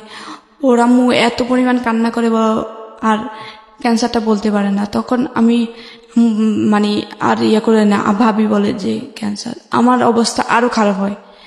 তখন ওর প্রথম কেমো দেওয়া শুরু করে, আমার অবস্থা আরো খারাপ হয়। আমি শুধু স্বপ্নে দেখতাম, আর এদিক দিয়ে আম্মুকে যা তা বলতো যে মেয়ে হয়েছে, সে হয়েছে, এখন মেয়ে পাগল হয়েছে, অন্য ছেলের জন্য অগদ্য ভাষায় আম্মুকে গালাগালি করতো, আব্বু গালাগালি করতো, আর চাচিরা যা তা কম খারাপ খারাপ কথা শোনাইতো, দাদি জেঠিরা খুব খারাপ খারাপ কথা শোনাইতো। তারপরে আমি যে এরকম কান্নাকাটি করতাম, আমাকে এর উপর ধরে বড় আপু মারতো, মেজো আপু মারতো, যে এরকম রাত্রে হঠাৎ করে কান্না করে, হঠাৎ করে চিল্লে উঠে কান্নাকাটি করে, ঘুমাইতে পারি না, এসে ওদের বিরক্তির কারণ হয়ে দাঁড়াইলাম। তারপর ওরা আমাকে ধরে এই অবস্থায় মারতো। তা আম্মুর কাছে নিয়ে ঘুমাইতো। ও এখানে আবার কথা আছে, আব্বু যখন আমি যখন ক্লাস 4 থাকি, আব্বু আবার বিদেশে যায় আসতে, তখন যখন এই অবস্থা ছিল তখন আব্বু দেশে আসে, তখন আবার আম্মুকে মানে, কিন্তু বিদেশে থাকা অবস্থায় কখনো আমার পড়ালেখার কষ্ট বিয়ে করতো না, আমার তো পড়ালেখার কষ্ট আসতো না, বেতন লাগতো না, আমি উল্টা মুভি পেতাম। আম্মু নিজেই নাম থেকে আর নিজে সেলাই মেশিন দিয়ে চালাইতো। তো আসে আব্বু কি করে, একটা বলে যে কি বিয়ে দিয়ে দিই মেয়েটারে, আর পড়াশোনা করার দরকার নাই। আর আমাদের বাড়িতে আগের যারা বড় আপুরা, তাদেরকে কাউকে 8 পাস করতে দিত না, মানে একটা কুসংস্কার যে মেয়েরা বড় পড়াশোনা করলে খারাপ হয়ে যায়, এই সেই প্রেম টেমে জড়াবে। তারপর ওরা প্রেম টেমে জড়াইছে, কিন্তু মানে ক্লাস 8-এই বিয়ে দিয়ে দিচ্ছে, কাউকে পড়তে নেয়। আমি মাত্র 9-এ গেছি, আমি আর আমার চাচাতো বোনটা। ওই ভাইটা আর পড়াশোনা করেনি, ও আমার সাথে যে পড়ছিল ক্লাস 1 থেকে। তখন আমি ক্লাস 10-এ যাই, তারপরে ক্লাস করা শুরু করি না, ক্লাস 3 মাস পর্যন্ত যাই। তারপর 3 মাস পরে নিরু সুস্থ হয়ে, মানে মোটামুটি সুস্থ হয়ে 1 সপ্তাহের গ্যাপেও বাড়িতে আসে। ডাক্তার বলে যে 1 সপ্তাহ বাড়ি থেকে ঘুরে নিয়ে আসেন। তখন ও 1 সপ্তাহ পরে যখন আসে, ও সবার থেকে শুনে বুঝতে পারে যে আমার এই অবস্থা। ও এসেই 1 ঘন্টা পরে আমার সাথে দেখা করার জন্য বাড়িতে আসে, আর সবাই ওরে দেখে সবাই বাড়িতে চলে আসে, আমাদের বাড়িতে চলে আসে। এসে ওরে দেখতেছে, মানে পুরো এলাকার সবাই ওদের বাড়িতে ভিড়, আমাদের বাড়ি ও যখন আসে সাথে সাথে। তারপরে ও যখন আমাদের বাড়িতে আসে, আবার অনেক লোক আমাদের বাড়িতে আসে ও আমাকে দেখে, ওরা এখন যখন আমি দেখি, তখন আমি অনেকটা আস্তে আস্তে ওর দেখার পর আস্তে আস্তে নর্মাল হতে শুরু করি। তারপর থেকে ওর গ্যাপে গ্যাপে বাড়িতে আসতো। তখন ওর হাইড্রেস ক্যাম্প ছিল, একদম পুরো চুল পড়ে গেছিল, ও খুব লম্বা ছিল, আর ওর খুব হেলদি ছিল, ফিটনেস খুব ভালো ছিল। তারপর ফিটনেসের সব নষ্ট। আমি ওরে দেখে অন্যরকম, মানে একদম তাকেই থাকি, কি দেখতেছি আমি তো বুঝতাম, মানে তারপরে ও আমাকে আস্তে আস্তে ওর সাথে চলে। তারপর ডাক্তার যখন আমার আম্মু যখন ডাক্তার দেখা, তারপর বললো যে কি ওর সাথে কথা বলতে দিত। ডাক্তার বলছিল যে নিরুর সাথে কথা বলতে দিও না, কারণ ও নিরুর কারণে এই অবস্থা। ওকে ও যত নিরুকে দেখবে, নিরুর কাছে থাকবে, ও তত স্বাভাবিক হবে ইনশাল্লাহ। তখন আমি ওর নিরুকে দেখার পর আস্তে আস্তে স্বাভাবিক হই ও আসার পর থেকে। ও প্রথম অবস্থায় স্বাভাবিক হয় না, 2-3 বার আসার পর আস্তে আস্তে স্বাভাবিক হয়, তারপর আবার স্কুলে যায়। তারপর ও আবার আগের মতো ওর পড়াশোনা অফ হয়ে যায়। ও তখন ক্লাস 10-এ পরীক্ষা দেওয়ার কথা ছিল, যখন ও অসুস্থ হয় ওর পড়াশোনা অফ হয়ে যায়। তো আমি আবার স্বাভাবিক হওয়ার চেষ্টা, আবার স্বাভাবিক হই। তারপরে স্কুলে যাওয়া শুরু করি। তারপর স্কুলে ও আবার আগের মতো সাইকেল নিয়ে দৌড়ে দৌড়ে যেত। ও সাইকেল চালানো নিষেধ ছিল, তারপরে সাইকেল নিয়ে যাইতো। অনেক সময় ওর কিন্তু প্রায় সময় জ্বর ছিল, জ্বর থাকতো, যে ক্যান্সার রোগীদের সবসময় জ্বর থাকে, মানে ওদের গা গরম থাকে, আর ওদের জ্বর হলে ব্লাড হিমোগ্লোবিন কমতে থাকে। তখন আমি ও তারপরে যাইতো জ্বর টর নিয়ে আমার সাথে স্কুলে দৌড়াইতো। ও আর স্কুলে যেত না। তারপরে আমি ওরা কোন দেখে ক্লাসে পড়তো তখন? ও এসএসসি দেওয়ার কথা ছিল যখন ও অসুস্থ, আর আর আপনি আমি তখন ক্লাস 10-এ উঠতেছি। ওকে। ফাইনাল পরীক্ষা ছিল 9-এর ফাইনাল পরীক্ষা, 10-এ উঠে যাই। আমার পরীক্ষা ছাড়াই 10-এ উঠাই ছাড়া। তারপরে উঠার পরে আবার একটা যখন ক্লাস 10-এ উঠে একটু স্বাভাবিক হই, তারপরে স্কুল ক্লাস করে স্যাররা খুব আদর করতো আমাকে। তো বলতো, আমাকে একদিন স্যার বললো যে তোমার মানে এম ইন লাইফ কি? আমি তো সবসময় বলতাম যে স্যার আমি আর্মি অফিসার হব। মানে সব সময় আমার ওই আর্মিদের প্রতি খুব ইন্টারেস্টিং ছিলাম। যে একটা যে আর্মি হওয়ার প্রথম কারণ হচ্ছে আইন থাকবে, আইন থাকলে তখন আমার অন্যায় প্রতিবাদ করার একটা ক্ষমতা থাকবে। যে আমার আম্মুর সাথে যে অন্যায়গুলো হয় বা আমার সাথে যেসব হয়েছে ওগুলো করতে পারবে না।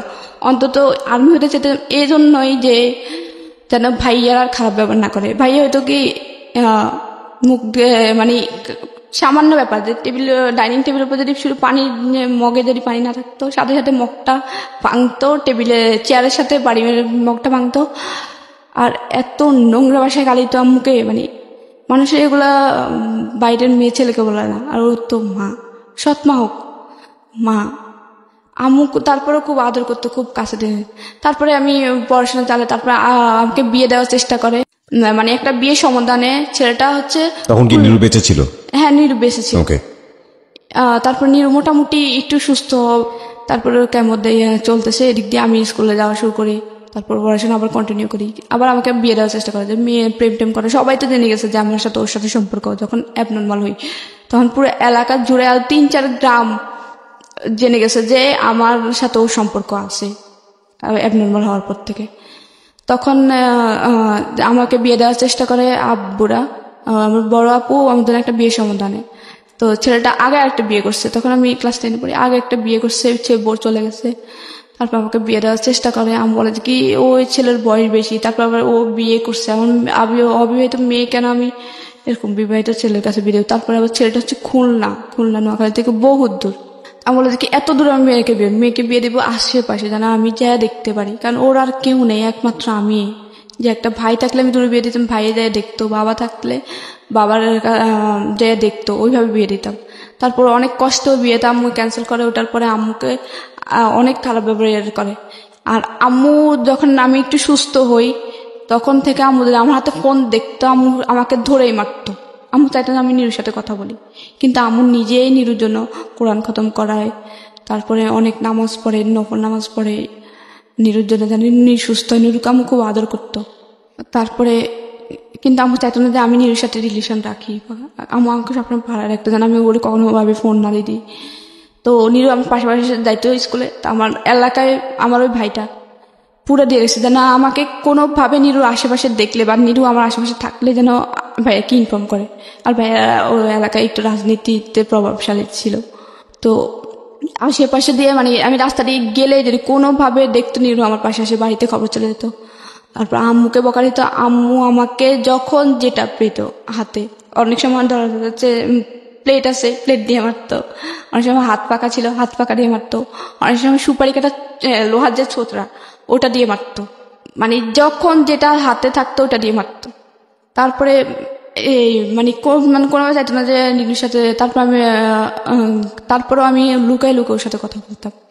বিদেশ থেকে আব্বু ফোন দিয়ে আম্মুকে খুব গালাগালি করে, তোর মেয়ে মান সম্মান ডুবোবে, এই সেই অনেক গালাগালি করে। তো বলে যে কি বিয়ে দিয়ে দেবো, আর পড়াশোনা করার দরকার নেই, টেস্ট পরীক্ষা দিতে দিবে না। আমি আম্মুকে ঠিক পরীক্ষা 4 দিন আগে বলে, আম্মু শুধুমাত্র আমাকে মেট্রিকটা পড়তে দাও, তাহলে অন্তত আমি নিজের খরচটা চালাইতে পারবো। যদি কোনো তোমার মতো হইলো যেন আমার ফ্যামিলিতে, নিজের ফ্যামিলি দেখতে পারি, বিয়ে হোক হ্যাঁ বিয়ের পরে যেন আমি আমার শ্বশুর বাড়িতে যেয়ে যেন আমার ফ্যামিলি দেখতে পারি। তারপরে অনেক কষ্টে আমাকে রাজি করে টেস্ট পরীক্ষার জন্য রাজি করে, তারপরে টেস্ট পরীক্ষা দিই।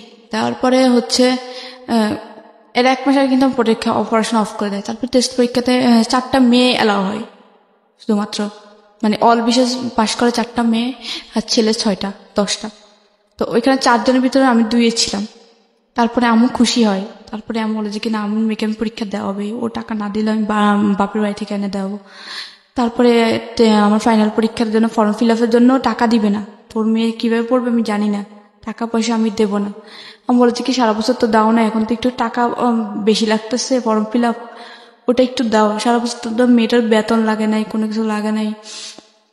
তারপরে দিবেই না, বলে যে কি তোমার মেয়ে তুমি বিয়ে দিয়ে দাও, পড়াশোনা করানো লাগবে না। তারপর আম্মু বড় মামা থেকে, ছোট মামা থেকে, নানু থেকে চেয়ে এনে তারপরে আমার ফর্ম ফিল আপ করায় তারপরে পরীক্ষার জন্য আমি প্রস্তুতি নিই।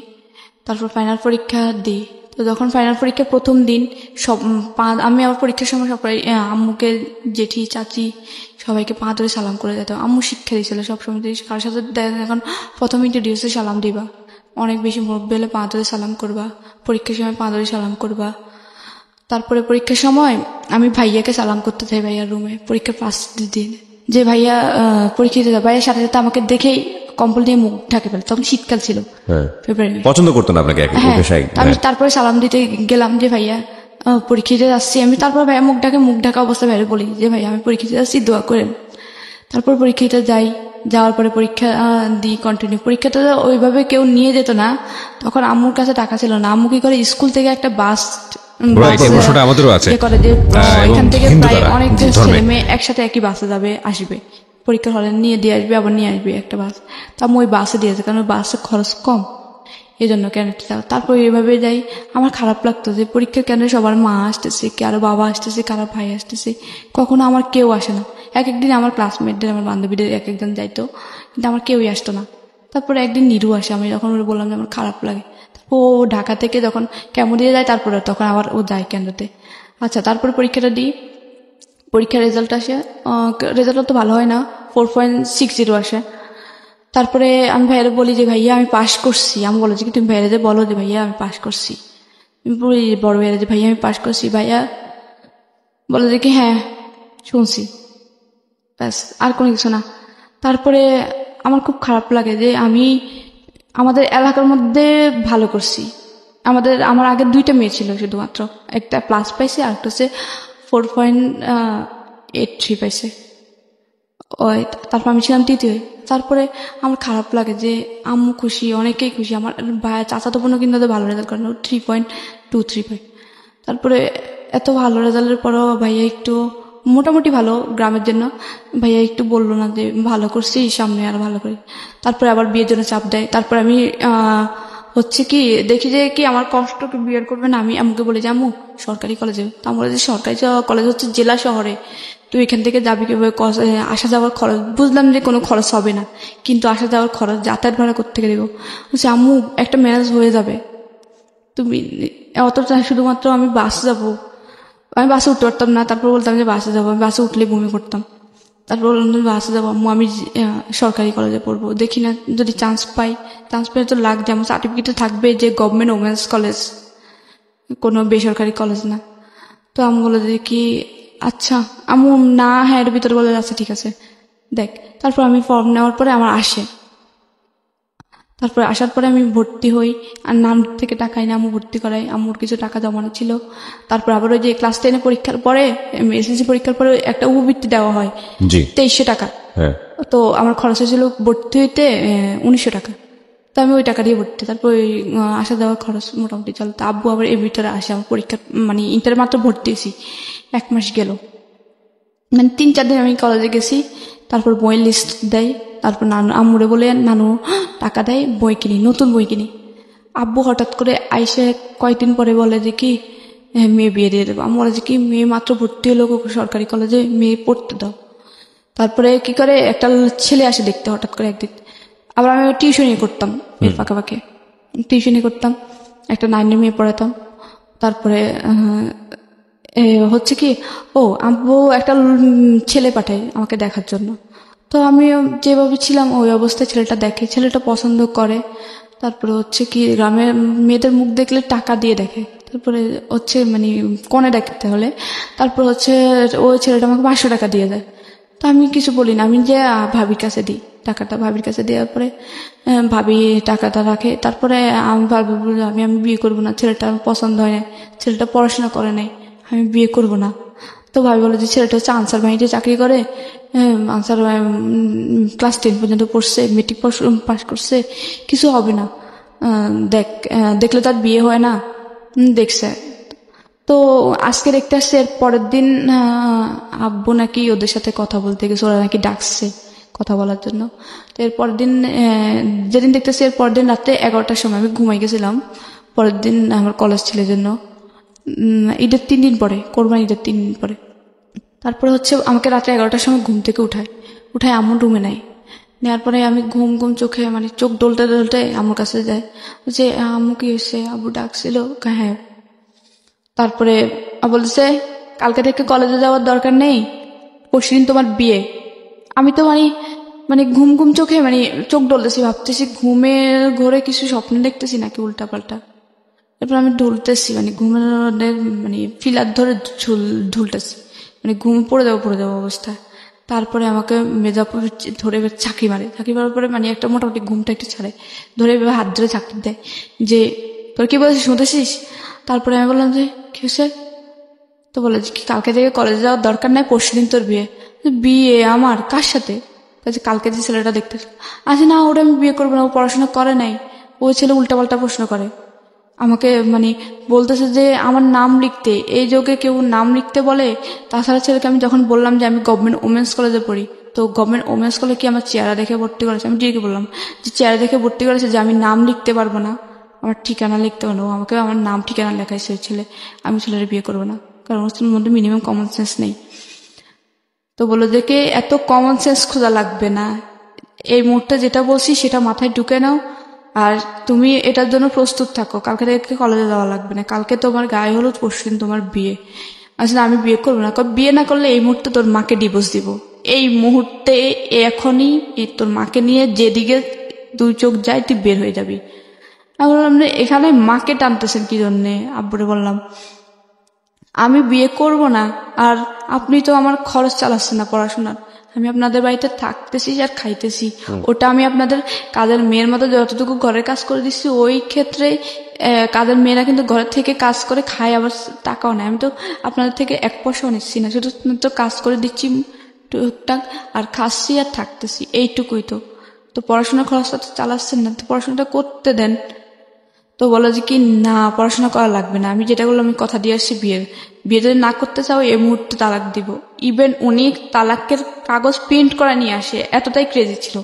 তালাকের মানে লিখে প্রিন্ট করে নিয়ে আসে, যে দলিল থাকে একটা 100 টাকা 150 টাকার দলিল, একটা 100 টাকার দলিল, ওই দলিল প্রিন্ট করে নিয়ে দলিলটা পড়ো, এই মুহূর্তে আমি সাইন করে তোমার মাকে তালাক দেবো, যদি বিয়ের জন্য প্রস্তুত তুমি রাজি না হও।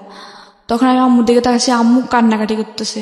তখন আমি যখন ইন্টার ফার্স্ট ইয়ার পড়ি মোটামুটি বুঝি যে মার এ বয়সে তালাক মানে কি, মানে মান সম্মান পুরোটাই যাবে। তখন আমি অনেক চাপের মুখে পড়ে আম্মুর দিকে তাকাই। তখন 11টা থেকে রাত 2টা পর্যন্ত আমি অনেক কান্না করি। এরপরে আম্মু অনেক বুঝে বলে দিকে থাকবে, এর জন্য পুরো রাজি হয়ে যায়। তারপরে আমি বলি আচ্ছা মা, তোমার যা ইচ্ছা তুমি তাই করো। তারপরে আমি শুধুমাত্র আম্মুর ডিভোর্সটা ঠেকানোর জন্য বিয়েতে রাজি হই, আর নিরুকে ফোন দিই যে আমাকে বিয়ে দিয়ে দিচ্ছে এভাবে। আমি ছেলের নাম জানি না, কিন্তু ছেলেটা হচ্ছে শান্তিনগর, মানে পাশের গ্রামের শান্তিনগরের ছেলেটা। আমি জানি না ছেলেটার নাম কি, কোন বাড়ির কি, কিচ্ছু জানি না। তারপরে নিরু এর পরের দিন সকালবেলা ওই ছেলের কিভাবে যেন খোঁজ নেয়, নিয়ে ওর ছেলেকে ফোন দিয়ে বলে যে ভাইয়া আপনি যে মেয়েটাকে বিয়ে করতে যাচ্ছেন ওর সাথে আমার সম্পর্ক আছে, প্লিজ ভাইয়া আমি অসুস্থ মানুষ, ওকে আপনি বিয়ে করেন না, ও আমাকে ছাড়া বাঁচবে না, ও অলরেডি একবার অ্যাবনর্মাল হয়েছিল, আর আমি ওকে ছাড়া বাঁচবো না, আল্লাহ মনে হয় আমাকে ওর জন্যই বাঁচা রাখছে। তারপরে ওই মানে আমার হাজবেন্ড যার সাথে বিয়ে, ওর নাম ছিল বেলাল। তারপরে আমি বিয়ের পরে জানলাম আর কি ওর নাম যে বেলাল। তারপরে ও বলে যে কি আচ্ছা রাখেন ফোন। তারপরে রেখে দিয়েছে। তারপরে খুব গর্ভভাবে বিয়ে হয়। বিয়ের সময় ছেলে পক্ষ থেকে শুধুমাত্র আমাকে একটা নাকের ফুল দিয়েছিল। নাকের ফুলটা তাও আমার হাজবেন্ডের বড় বোনের নাকের ফুল এনে আমাকে দিয়ে ওইটুকু দিয়ে বিয়ে, আর কোনো অলংকার দেওয়া হয় নাই। শুধুমাত্র 2টা শাড়ি দিছিল, 2টা শাড়ি দিছিল ওইটাই। তারপরে আমি বলি যে আম্মু আবার এটা বলছিলাম যে আম্মু আমি বিয়ে করতে পারি এক শর্তে, বিয়ের পরে ছেলে যেন এখন পড়াশোনা করায়। আম্মু তুমি শুধুমাত্র ছেলেটাকে এটা রিকোয়েস্ট করো যেন আমাকে পড়াশোনা, আমি পড়াশোনার প্রতি খুবই ইন্টারেস্টেড ছিলাম যে আমি পড়াশোনা করবই, যেন আমার একটা থাকে যে আমার কেউ নাই, আমার পড়াশোনা আছে, এটা আমারই থাকবে, এটা কে কখনো নিতে পারবে না। তো আমি বলা যে কি আমি ছেলের সাথে কথা বলছি, ছেলে তোমাকে পড়াশোনা করাবে, তুমি চিন্তা করো না। তারপরে আচ্ছা আমি কিন্তু এদিক দিয়ে নীরুকে বলে রাখছি যে তুমি আমাকে কোনোভাবে নিয়ে যাও। তখন নীরু খুবই অসুস্থ ছিল, ওর হাইড্রোজার কেমন ছিল, ওর খুবই প্রচন্ড বুকে ব্যথা ছিল, খুব অসুস্থ ছিল, ও কিছু করে না। তখন ও চিন্তা করলো যে আমি ওদের নিয়ে আসবো। ও খুব কান্না করছিল, খুবই, ওর ফোনের ওই দিনের কান্নাটা খুব চিৎকার করে কান্নাটা আমার কানে এখনো বাজে। নীরু, হ্যাঁ। তো আমি বললাম যে তুমি আমাকে নিয়ে যাও প্লিজ, আমি এখানে থাকলে আমার বিয়ে দিয়েই দেবে, আম্মুর ডিভোর্স হয়ে যাবে আমি যদি বিয়ে না করতে পারি, এখানে থাকা অবস্থা বিয়ে না করলে তুমি আমাকে কোনোভাবে পালায় নিয়ে যাও। ও বলে যে কি আমি পালায় নিব কি, নিতে পারতেছি না এখন এই মুহূর্তে, আমি তোমাকে আর ছাড়তেও পারতেছি না, বা পালায় নিয়ে যাব সেটাও পারতেছি না। আমি যে একটা রোজগার করে নিয়ে তোমাকে পালায় নিয়ে কিছু একটা করে খাবো বা একটা দিন তোমাকে চালাবো, একটা দিন চালানোর মতো ক্ষমতা আমার মধ্যে নাই, ওই এবিলিটি আমার নাই। কারণ আমি আমার বাবার উপর ডিপেন্ড, আমার বাবা আমার সম্পূর্ণ ক্যান্সারের কষ্টে বের করতেছে, এই অবস্থা আমি তোমাকে নিয়ে কি করব? আমার নিজের রাস্তায় পড়ে মরতে হবে, কারণ আমার ক্যান্সার চিকিৎসা না চললে আমি শেষ। তারপর ও খুব কান্নাকাটি করে। তারপরে আমার নর্মালি ভাবে বিয়ে হয়, আমার 2টা বান্ধবীকে দাওয়াত দিই, আমি খুবই কান্নাকাটি করি। আমার 2 দিনের কান্নায় সারাক্ষণ চোখ দিয়ে পানি পড়ে, তারপর চোখ মুখ ফুলেছিল। আমি ওই ছেলের মুখে দিয়ে কিন্তু তাকাইনি যখন আমি দেখতে আসে, তারপর নামও জানতাম না। তারপরে বিয়ে হওয়ার পরে ওকে যখন সদরে দেয়, সদর বলতে জামাই করে নেয়, তো নেওয়াটা শেষ হলো। তারপরে হচ্ছে কি কথা ছিল যে আমাকে উঠে নিবে না, আরো 3 মাস পরে উঠে নিবে, বা ছেলেও থাকবে না। তারপরে ছেলে থাকবে না, তারপরে কি ছেলে হঠাৎ করে বলতেছে যে বিয়ের কাজ সম্পূর্ণ সন্ধ্যার পরে বলতেছে কি ছেলে আজকে যাবে না, ছেলে থাকবে এখানে, মেয়ের সাথে থাকবে।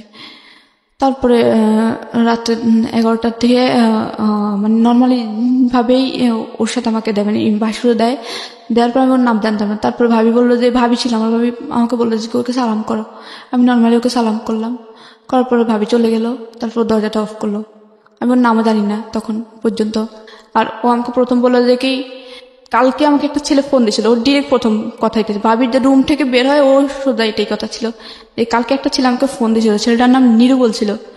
ছেলেটা বলছিল তোর সাথে নাকি ওই ছেলের সাথে সম্পর্ক ছিল, এটা কি সত্য? তাই ওর সাথে লুকাই না, কারণ ওর সাথে যখন আমার বিয়ে হয়েই গেছে তখন আমি ওর কাছে বলি যে হ্যাঁ সম্পর্ক ছিল, জাস্ট এটা বললাম যে সম্পর্ক ছিল। আমার এখনো মনে পড়ে ও আমাকে এত পরিমাণ থাপ্পড় দিছে, একটা মেয়ের জীবনে স্মরণীয়। বাসর রাতেই তখন পর্যন্ত আমি ওর নাম জানি না, ওর সাথে আমার প্রথম কথা এটাই ছিল, ওর সাথে আমার বলা প্রথম কথা এটাই যে হ্যাঁ ছিল হাজবেন্ড ওয়াইফে প্রথম ইন্ট্রোডিউস। আমি ভাবলাম যে শুরুটা হয়তো অনেক সুন্দরভাবে হবে, যে ও আমার নাম জিজ্ঞেস করবে বা জিজ্ঞেস করবে যে আমি ভবিষ্যতে কি হতে চাই, আমাকে ওইভাবে করতে যাবে, যে আমি কি হতে চাই আমাকে ওই বানানোর চেষ্টা করবে, যে পড়াশোনা কন্টিনিউ করবো। আমাকে প্রথমে জিজ্ঞেস করলো যে তোর নাকি একটা ছেলের সাথে সম্পর্ক ছিল, আমাকে ফোন দেয়, বলার পরে আমি বললাম যে হ্যাঁ ছিল। ও আমাকে এত পরিমাণে থাপ্পড় দেয়, থাপ্পড়ের পর থাপ্পড় 2 হাত দিয়ে দিয়েছে, 2 গালে দিতেই ছিল। আমি খুব জোরে কান্না করি তখন, করার পরে ও আমাকে বালিশ চাপা দিয়ে মুখের মধ্যে বালিশ চাপা দিয়ে ধরে বলে যে গলার সাউন্ড যেন রুম থেকে বেরোয় না যায়। আমি খুব কান্না করছিলাম, কিন্তু আমার ওই পাশের রুম থেকে আমি এত জোরে কান্না করতেছিলাম, থাপ্পড়ের আওয়াজ কিন্তু শোনা যাচ্ছিল, আমার ভাবির শুনতেছিল। শোনার পরে আমার প্রথম ওর সাথে আমার প্রথম মিটেই খুব খারাপ একটা ধারণা আমার মধ্যে জেগে যায় যে ও আমার প্রথম শব্দতেই থাপ্পড়, আমার প্রথম একটা কথায় আমি ওর তো সত্য বলছিলাম, কারণ আমি যদি ওর মিথ্যে বলি হয়তো ও পরে শুনলে আমাকে অবিশ্বাস করবে যে আমার কাছে লুকাইছিস কেন। এই জন্য আমি সত্যিটা বলার পরে আমি ছাপটা মেরে ফেলে নিঃশ্বাস নিয়ে তারপরে বললাম যে আমাকে সত্য বলা একটা অপরাধ ছিল। তারপর আমাকে জোর করে ফিজিক্যাল রিলেশনে জোড়ায়। আর ওটা তো আমার কোনোভাবে ইচ্ছে ছিল না, কারণ ও প্রথম অবস্থায় থাপ্পড় মানে তো আমার কোনো ইচ্ছে ছিল না। কারণ আমার তখনই ওর মধ্যে যে ওর প্রথম মিটে যে আমাকে থাপ্পড় মারতে পারে, ওর প্রতি আর কি ধারণা জন্মাবে। আমার ওটা তো কোনোভাবে ইচ্ছে ছিল না যে ওর সাথে আমার ধরন করে ইচ্ছুকে হোক। তারপর ওর জোর করে ফিজিক্যাল রিলেশন হওয়ার পরে সকালবেলা যখন ঘুম থেকে ওঠার পরে আমার অবস্থা খুবই খারাপ, খুবই। ও আমার এমন অবস্থা করছিল, মানে আমার ভাবি, তারপর আমার আম্মু, আপু, আম্মু মানে লজ্জায় আর কি, যে বলবে যে কালকে বিয়ে হয়েছে, আজকে হসপিটালে অ্যাডমিট করতেছে। ওহো, লজ্জায় আর ভর্তি করে না হসপিটালে। ও আমার এমন অবস্থা করছিল। তারপরে আমি হাঁটতে পারতেছিলাম না। তারপরে আমার ভাবি আমাকে কি করে, আমাদের পাশের বাড়ির একটা ছেলে দিয়ে ভাবি এমনিতে ফার্মেসি থেকে পেইন কিলার এনে খাওয়ায়। তারপরে ভাবি ওকে ডাকে কিছু নাস্তা করার, সকালে নাস্তা হয়, নাস্তা করার পরে ভাবি ডাকে, বলে যে কি ভাই আপনি মানুষ, প্রথম মিটে ওরে আপনি এত মারা হাসছেন, তারপরে এমন অবস্থা, আপনি কি মানুষ নাকি? জীবনের বউ পাইতেন না? ও তো আপনারই, আপনি কি ওকে একদিনের জন্য পাইছেন যে একদিনের জন্যই ইয়ে করে মেরে ফেললাম বাস শেষ? ও তো আপনার সারা জীবনেরই। আপনি ওর প্রথম অবস্থায় এমন অবস্থা করলেন, লজ্জায় তো কিছু বলতে পারতেছি না, কিছু করতে পারতেছি না। এরপরে ও তখন নিচের দিকে তাকায় থাকে। তারপর আম্মু বলে যে দেখো আমার মেয়েটারে আমি 7 মাস বয়সে পাই, ও আবার আমার এটা জেনে বিয়ে করে যে আমি দত্তক নেওয়া। আমি ওরা অনেক কষ্টে মানুষ করছি, অনেক কষ্টে এই পর্যন্ত আনাইছি। ওর খুব ইচ্ছা পড়াশোনা করার, তুমি প্লিজ ওর পড়াশোনা করে। তারপর বললো যে আচ্ছা ঠিক আছে করাবো। ও আবার আম্মুকে একটু রেসপেক্ট করতো, আব্বুকে রেসপেক্ট করতো। তারপরে এরপরের দিন ও থাকার পরে এরপরের দিন আমি ওর সাথে আর ওইভাবে কথা বলি না। তারপরে ও বলে যে কি কালকে রাত্রের জন্য সরি। তো আমি বললাম যে এটা কোনো মানুষের আচরণ? আপনি আমাকে নর্মালি জিজ্ঞেস করতে পারতেন, আপনি আমাকে মেরে কি মজা পেয়েছেন বলেন তো, আমাকে এতগুলো থাপ্পড় মেরে কি মজা পেয়েছেন বলেন তো। তো বলে যে কি মারছি, প্রেম করছিস কি জন্যে? তো বলে যে সম্পর্ক কয় বছর ছিল? 4 বছর। ওর সাথে সাথে মুখ ঘুরাই ফেলে কয় যে 4 বছরের সম্পর্ক, কি না কি হয়েছে আল্লাহ জানে। কিন্তু নিরু কখনো আমাকে টাচও করে নাই, অনেস্টলি বলতেছি, নিরু কখনো আমাকে টাচই করে নাই। ও একদম খুবই ভালো ছিল, নামাজ পড়তো 5 ওয়াক্ত। তারপর ওর ক্যান্সার ছিল, ও কখনো ওই ধরনের কিছু ধরতো না, খুবই ভালো ছিল। আমরা সুযোগ পেতাম না, কোনোভাবে কেউ যদি দেখতো রাস্তা দিয়ে স্কুলে যাইতে কথা বলতাম, সাথে সাথেই বাড়িতে মাইর খেতাম প্রচুর। তারপরে তারপরে আমার বিয়েটা হয় 14 সালের 14ই অক্টোবর। তারপরে 14 সালের 14ই অক্টোবর বিয়ে হয়। তারপর আমাকে এর 1 মাস হয় নাই, 7 তারিখে 7 নভেম্বর ওদের বাড়িতে নেওয়ার কথা হয়। তারপরে নিয়ে যাবে, তো আবার তখনই চলে যায়। বিয়ের 2 দিন পরে আবার চট্টগ্রাম চলে আসে, ডিউটি চট্টগ্রাম বন্দরে ছিল, আনসার বাহিনীতে ছিল। তো চলে যায়। এরপরে ও ফোন দিয়ে বলে যে কি পড়াশোনা অফ। আমি তো পুরো আকাশ থেকে পড়লাম যে ও বলছিল যে পড়াশোনা করাবে। আম্মুরে বলছিল, ও আমাকে অর্ডার দিছিল আমার নতুন বই, একদম বইটা আমি 2 দিন আগে কিনছিলাম, ঠিক নানু থেকে টাকা নিয়ে 2 দিন আগে কেনা বই। আমার খুব খারাপ লাগতো বইগুলোর দিকে তাকায়, যে আমার খুব স্বপ্ন ছিল যে সায়েন্স থেকে পড়বো। আম্মু ফিনান্সিয়াল প্রবলেমের কারণে আমার সায়েন্সে দেয় নাই। তারপর আমি কমার্স নিয়ে পড়ি। তারপরে আমার স্বপ্ন ছিল যে আমি আর্মি অফিসার হব। বিয়ের পরে ডিফেন্সের লোক নেয় না। তারপরে আমার খুব ইচ্ছা ছিল, খুবই ইচ্ছা ছিল যে আমি এমন কিছু। তারপরে ভাবলাম যে তারপরে আমি পড়াশোনাটা কন্টিনিউ করব, তারপর আমি কিছু একটা করব। তারপর আমার পড়াশোনাটা অফ করে দেয়। অফ করার পরে আমার ফোনে বলে যে কেউ পড়াশোনা অফ, আমাকে ফোন দেয় না, আম্মুর ফোন দিয়ে কথা বলতাম। তারপরে হচ্ছে কি ওদের বাড়িতে নিয়ে যাওয়ার পরে আমি কিন্তু কখনো ধান সিদ্ধ করি নাই। আমাদের ধান সিদ্ধ করতাম, আমাদের ধান হয়তো অনেক বাড়িতে, কিন্তু ধানগুলো বিক্রি করে দিত, বিক্রি করে দিয়ে চাল কিনে আনতো। তারপর ওদের বাড়িতে যাওয়ার পরে ওর হচ্ছে 3 ভাই, ও হচ্ছে সবার ছোট। ওর মা বাবা খুবই বৃদ্ধ ছিল। তো আমি ওদের বাড়িতে যাওয়ার পরে আমি নিয়ে নিলাম যে আমার তো ওরাই ফ্যামিলি। তারপরে আমি ওর সাথে কিন্তু আমার ভালো আন্ডারস্ট্যান্ডিং ছিল না। আমার কষ্ট কোনো কিছু আমি ওর সাথে শেয়ার করতাম না, কারণ আমাকে কথায় কথায় মারতো, খারাপ ব্যবহার করতো, বলতো যে তোর বয়ফ্রেন্ডের সাথে কি না কি হয়েছে, ওই সেই বাজে কথা বলতো। আমি কখনোই আমার কোনো আনন্দ কোনো কষ্ট ওর সাথে শেয়ার করতাম না। আচ্ছা, খুব স্বাভাবিক সেটা। হ্যাঁ, কারণ ওর প্রথম দিনে ওর মায়েরটা আমার মনে আছে, ও প্রথম দিনে ওর প্রতি আমার খারাপ ধারণা, একটা ঘৃণা। তারপরে ওদের বাড়িতে যখন নিয়ে যায়, যখন প্রথম দিন যায়, প্রথম দিনের পর থেকে কোনো দিন আমার শ্বশুর শাশুড়ির একটা কাপড় কেউ ধুইতে পারে না, আমি ধুইছিলাম সব সময় যতদিন ছিলাম আমি। আমরা সংসার জীবন ছিল অনলি 6 মাসের। তো যখন আমি ওদের বাড়িতে যাই তখন এত পরিমাণ কাজ আমার উপর চাপাই দিছে, এত পরিমাণ, আমি জীবনে এত কাজ করছি, এত কাজ, একা একটা সংসার সামলানো। তারপর বড় যার হচ্ছে 5টা ছেলে মেয়ে, ছোট যার হচ্ছে 3টা ছেলে মেয়ে, 8টা ছেলে মেয়ে। সকালে উঠে ওদের 8 জনের জন্য রুটি, আমার শ্বশুর শাশুড়ির জন্য রুটি, এতগুলো রুটি বানাইতে আমি পড়ে যেতাম, মানে বানাইতে আমার পুরো টায়ার্ড হয়ে যেতাম, কারণ খালি পেটে এত রুটি বানানো যায় না। সকালে ঘুম থেকে সেই ভোরবেলা উঠেই এত কাজ করার পরে যখন মানে একটু খাওয়ার টাইমে, তো তখন মানে আমি খাবো সবার লাস্টে, তখন বলতো যে কেউ যদি এসে জিজ্ঞেস করতো যে বউ যে সকাল থেকে, ধর নতুন বউ অনেকে দেখতে আসতো, তখন বলতো যে কি বউ সকাল থেকে কাজ করতেছে, নাস্তা খাইছো? তো আমার শাশুড়ি বলতো যে সকাল থেকে এখনো কোনো কাজে হয় নাই, কাজ না করলে কি খিদে লাগে? সকাল থেকে উঠে ঘর ঝাড়ু দেওয়া, উঠান ঝাড়ু দেওয়া, গ্রামের পরিবেশ, তারপরে হচ্ছে প্লেট বাটি হাঁড়ি পাতিল এগুলো ধোয়া, তারপরে হচ্ছে সকালের যে ফ্রেশ পানি থাকে পানি উঠানো পুকুর থেকে, তারপরে হচ্ছে রুটি বানানো, না তারপরে ভাজি টাজি বানানো। এরপরে আমার শাশুড়ি বলতে যে সকাল থেকে এখনো কোনো কাজে হয় নাই, কাজ না করলে কি খিদা লাগে? এখনো খাওয়ার সময় হয় নাই। আমার মানে ওই জিনিসটা খারাপও লাগতো, আমার হাসিও পেতাম, লাইক জোক, আর যে কাজ না করলে নাকি খিদা লাগে না। তারপরে হচ্ছে সকাল থেকে এত কাজ হয়েছে, তারপর বলতেছি না এত খাওয়ার এত পরিমাণ কষ্ট দিয়েছে, মানে ছোট্ট একটা রুটিও নিতে চাই, রুটিটা ভাগ করে অর্ধেকটা দিতে আমার খুব খারাপ হয়। কারণ যখন অনেক বেশি পরিশ্রম হয় তখন খাবারটা ডিপেন্ড করে, খাবারটা অনেক তাড়াতাড়ি একটু তাড়াতাড়ি খিদা লাগে, কিন্তু খাবারটা চাইতাম টাইম মতোই খাইতে বলতাম। আমার না দেওয়া ছাড়া, আমার একটা ছোটবেলা থেকে অভ্যাস যে আমাকে কেউ বেড়ে না দিলে আমি নিজের হাত দিয়ে কোনো খাবার নিয়ে খাই না। ওই তখন আমি নিজে থেকে, আমার আম্মু শৃঙ্খলা শিখেছিল ওই বাড়িতে থাকা অবস্থায়। আমার বলতো যে কি তোমার ভাবি যখন বেড়ে দিবে তখন খাবা, বা আমি বেড়ে দিলে তারপরে খাবা, নিজের হাত দিয়ে খাবা না। তো ওই থেকে যখন ওই শ্বশুর বাড়িতে যাই তখন আমি শাশুড়ি দেওয়া ছাড়া খেতাম। তো তারপরে আমি সবকিছু রান্না করতাম। ধান সিদ্ধ করতে দেয়, অনেকগুলো ধান সিদ্ধ, 27 মণ ধান সিদ্ধ করি একা একা, ধান অনেক দূরে মাঠে নিয়ে যেতাম, করতাম। তারপরে একদিন আবার শ্বশুর বাড়িতে প্রথম মাইক যেটা, তো প্রথম দিন হচ্ছে কি আমি আমার শ্বশুরকে দুপুরবেলা ডাকি যে আব্বা উঠেন, খেতে উঠেন। তারপর উনি উঠতেছেন, দেখে উঠেন না, খাবেন না। আমি এটা বললাম যে পরের বার আব্বা ডাকি নাই কেন, শুধুমাত্র এই ইস্যুটা, যে পরের বারও কেন আমি আব্বা উঠেন না বলি নাই। প্রথম বললেন যে আব্বা উঠেন খাবেন না, তারপর বললো আব্বা উঠেন না খাবেন না, আব্বা উঠেন খাবেন না এটা বলছি, আব্বা বলি নাই কেন।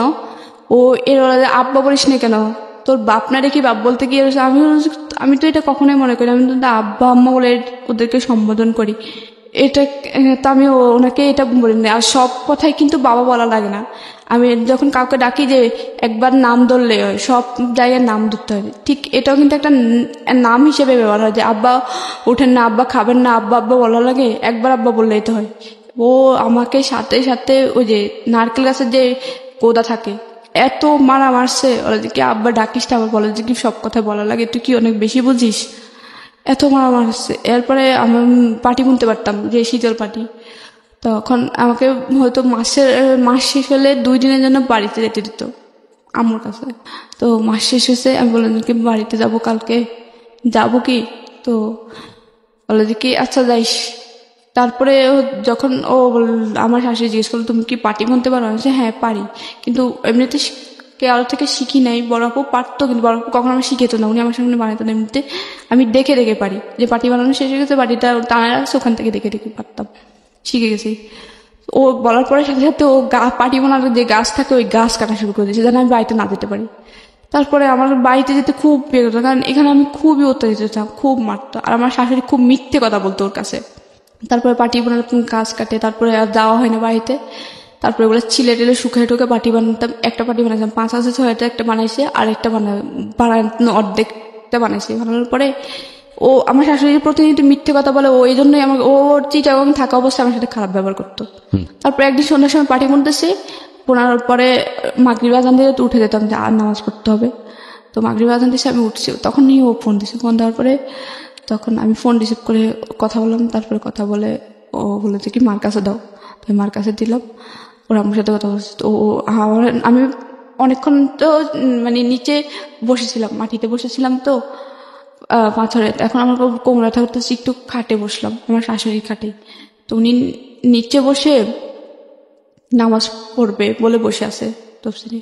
উনি নামাজের বিছনায় বলতেছে, তোর বউ এখনো পর্যন্ত একটা পাতি মানে বিছনার একটা পাতা গাঁথে নাই, চিকন যে পাতা থাকে ওই পাতা একটাও গাঁথে নাই। ও সারাদিন একটা কাজও করে না, একটা পাতাও গাঁথে নেই। আমি মাত্র পাতা গেঁথে উঠলাম, মাত্র ও ফোন দেওয়ার পরে উঠলাম। মাগরিব আজান দিচ্ছে, এখন নামাজ পড়তে হবে, হাঁস মুরগি ঢুকাতে হবে, তারপর পানি টানি ঢুকাতে হবে, এজন্য। তো উনি এটা বললে তারপর বললো যে ও মানে ফোনে একটু ভলিউম বড় ছিল, শোনা যাচ্ছিল যে ও কি বলতেছে।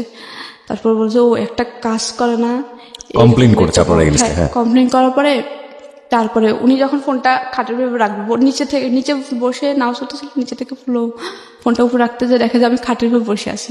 আমি কিছু পারি করে হাসতেছি ওনার দিকে তাকায় যে উনি মিথ্যে কথা বলতেছে। শাশুড়ি? হ্যাঁ, উনি আমাকে দেখে একটু ছোট মতো খেয়ে যায় যে মিথ্যে বললো। নামাজের পার্টিতে বসে পার্টিতে বসে মিথ্যে বললো, একটু ছোট মতো খেয়ে যায়। তখন দেখা যায় আমি ওনার দিকে তাকায় হাসতেছি। তখন আমি মানে কেন জানি খুব হাসি আসলো যে উনি নামাজের পার্টিতে বসে মিথ্যে কথা বলতেছে, তাও আমি মাত্র উঠলাম পার্টি বানায়। একটা 5 হাতে 6 হাতে পার্টি বানতে অনেক সময় লাগে। পার্টিকে আপনারা বিক্রি করতেন? না, বিক্রি করতে বলতে কি ওই তখন পার্টি ছিল না, খাটের মধ্যে বিছানা আমাদের নিজেরা ব্যবহার করার জন্য। আমার বড় ননসের জন্য, ছোট ননসের জন্য 2টা বানাইতে হবে, আর আমাদের জন্য। তো তখন উনি মিথ্যা কথা বলার পর আমি হাসলাম, উনি আমার দিকে তাকাই এবার হাসি দিল। হাসি দেওয়ার পরে তারপরে নামাজের পরে ও তো জানে আমি এখন নামাজ পড়বো, তো নামাজ পড়লাম, কাজটা শেষ করলাম। শেষ করার তারপরে ও ফোন দিছে। ফোন দিয়ে বলে কি তুই নাকি একটা কাজও করিস না, মা বসে বসে পার্টি বানায়। তারপরে বললাম তোমার মাকে চোখে দেখে পার্টি বনবে, এটা বললাম। তোমার তো চোখে দেখে না, পার্টি বনবে কিভাবে? তাহলে একটা পার্টি যে বোনা হয়েছে ওটা কে বনছে বলো তো? আর একটা পার্টি যে অর্ধেকটা বানাইছে, 3 হাত বানানো হয়েছে, তাহলে ওটা কে বানাইছে বলো তো? তখনই আমার শাশুড়ি এসে আমার ফোন আমার হাত থেকে নিয়ে যাবে, বলে যে কি এই ছগলখোর দইঞ্চা মানে যাতা বলতেছে। আমি ছগলখোর কাকে বলে আপনি জানেন? ছগলখোরটা আপনি করছেন, আমি করি নাই। আমি তোর কাছে কোনো মিথ্যে কথা বলি নাই, আপনি মিথ্যে কথা বলতেন। এখন ও আপনি ওর কাছে মিথ্যে কথা বললেন, আমি তো আপনাকে এটা বলি যে আপনি মিথ্যে কথা কেন বললেন? আমি শুধু এটা বললাম যে পার্টিটা যদি আমি না বলি তাহলে পার্টি একটা বানানো হয়েছে, 6 হাতে 5 হাতে পার্টি বনতে কি কম সময় লাগে? এই পার্টিটা বনেছে কে? আর এখন যে 3 হাতে একটা বানানো হয়েছে ওইটা বানাইছে কে? তারপরে আমি এসব কিছু মনে করতাম না, জানতাম যে আমারই সংসার, আমাকে সবাই বলতো যে আমার সংসার তোমার সংসার তুমি তো করবে। তো আমি বলতাম যে আমার সংসার আমি করি। তারপরে করতাম, কিন্তু আমার সবসময় একটা আফসোস থাকতো। আমি মাঝে মাঝে যদি ওর একটু মাইন্ড ভালো হইতো তখন আমি বলতাম যে আমি পড়াশোনা তো করি, আমার ফার্স্ট ইয়ার ফাইনাল চলে আসছে, আমি কলেজে যাই, আমি পরীক্ষাটা দিই, সেকেন্ড ইয়ারে ভর্তি হব। ও বলতো যে কি না দরকার নেই, পড়াশোনা করা লাগবে না, পড়াশোনা করবা ছেলে মেয়ে হওয়ার পরে। তারপরে হচ্ছে কি ও চাইতো যে তাড়াতাড়ি বাচ্চা নিতে। আমি বললাম যে আম্মু তখন আমার মানে স্বাস্থ্য আগে ভালো ছিল, তখন ওদের বাড়িতে এত কাজ করার পর আমার স্বাস্থ্য অনেক খারাপ হয়ে যায়, অনেক ওয়েট কমে যায়। করে দেওয়ার পর আম্মু বলে যে কি ওরে বলে যে বাচ্চা নিও না, নিশি এখন ছোট তো, ওর এখন মানে স্বাস্থ্য খুব খারাপ, বাচ্চা নিও না। তারপর বাচ্চা নেওয়ার চেষ্টা করে। তারপর ও সবসময় সন্দেহ করতো কি আমি নিরুকে ফোন দিই, কিন্তু আমি নিরু কখনো ফোন দিতাম না। তারপরে হচ্ছে আমি চিন্তা করি যে এভাবে লাইফ চলে না, কারণ আমি মোটামুটি পড়াশোনা করছি। আমি চাই না যে অন্যদের মতো এরকম আমার লাইফটা কাটুক, যে সারা জীবন যন্ত্রণা, ছোট থেকে কিন্তু যন্ত্রণা ভোগ করে চাই না যেরকম। তারপরে আমি আমার ফোন দিয়ে ফেসবুকে ঢুকতাম, মাঝে মাঝে আমার আইডি ছিল। তো আসলে একটা আপুর সাথে যোগাযোগ, আপুরে বলার পরে আপু বলে যে কি তুমি চলে আসো, এভাবে লাইফ চাই না, তোমার সারা জীবন এভাবে কাটতে হবে। তারপর আমি 6 মাসের মাথায় এই অচেনা একজন মানুষের কথা শুনে চলে আসলেন। হ্যাঁ, তো আপুকে আমি প্রায় সময় বাড়িতে গেলেই নক করতাম যে আপু এমন এভাবে চলতেছে, এই মাসে এরকম হয়েছে এরকম। ও আমাকে একটু ইস্যু নিয়ে এত মারতো, আর হচ্ছে আবার ফোন করে বসে যে আমি জানি, কিন্তু আমার কথা হচ্ছে চলে আসলেন কিনা এই আপুটার ক্ষেত্রে, চলে আসলেন ঢাকাতে? চলে আসি। তারপর হচ্ছে ও 3 লাখ টাকা চাই, দুবাই যাবে, ও আনসার চাকরি করবে না। তারপর বলে যে 3 লাখ টাকা চলে আসার দাও। পরে আপুর কাছে থাকলেন, কত সালে চলে আসলেন? আর তারপর 2015 সালের এপ্রিলে চলে আসি, এপ্রিল 26 তারিখে। তারপর আপু বলে যে কি তুমি ঢাকায় চলে আসো, কোনোভাবে টিকিটটা নিয়ে তুমি চলে আসো, আমি একটা তোমার কাজের ব্যবস্থা করে করে দেয় দেব। শেষ পর্যন্ত কাজের ব্যবস্থা? হ্যাঁ, তারপরে আমি ওনার কথা মতো কাউকে না বলে চলে আসি। হ্যাঁ, কারণ মাত্র যেটা আমি বাড়িতে জানাইতাম, ভাইয়া মানে সবাই জানতো আপনি পালিয়ে গেছেন বাড়ি থেকে? হ্যাঁ, বলতে আম্মুরে বলে গেছে যে আম্মু আমি চলে যাচ্ছি। আম্মু বলতো যে কই যাচ্ছি, আমি বলছি, আমি জানি না, কিন্তু আমি আর সহ্য করতে পারতেছি না। আপনাদের কি ডিভোর্স হয়েছে? হ্যাঁ হয়েছে, কে ডিভোর্স দিয়েছে? টিপসটা আমি দিয়েছি। আপনি দিয়েছেন। আপনার দেনমোহরের টাকা বুঝিয়ে পেয়েছেন? না, Okay. সেটা এখনো দেয়নি। আচ্ছা, আপনি ডিভোর্স দিয়ে দিয়েছেন। আপনি এখন কি করেন?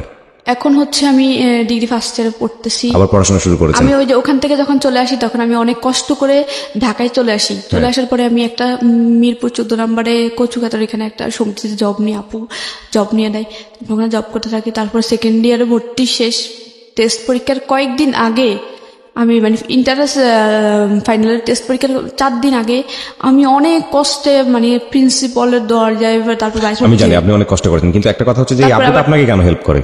আপুটা এর নিঃস্বার্থে হেল্প করে, যে এত কষ্ট মানুষের, ও আপুটার A to Z মানে ছোট থেকে সবকিছু বলছি আচ্ছা, প্রায় সময় চ্যাটিং এ। এই আপুর সঙ্গে আপনি এখন আছেন?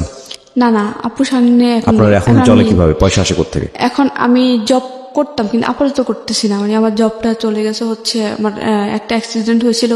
বাচ্চা কাচ্চা আছে কিছু? মানে আগে ঘরের বাচ্চা কাচ্চা হয় না? আমার 6 মাস সংসার ছিল তখন, আর বাচ্চা 6 মাসের সংসার? 2 মাসের একটা বাচ্চা কনসেপ্ট করে, কিন্তু অনেক বেশি কাজের প্রেশার, আমি একদম নষ্ট হয়ে যায়।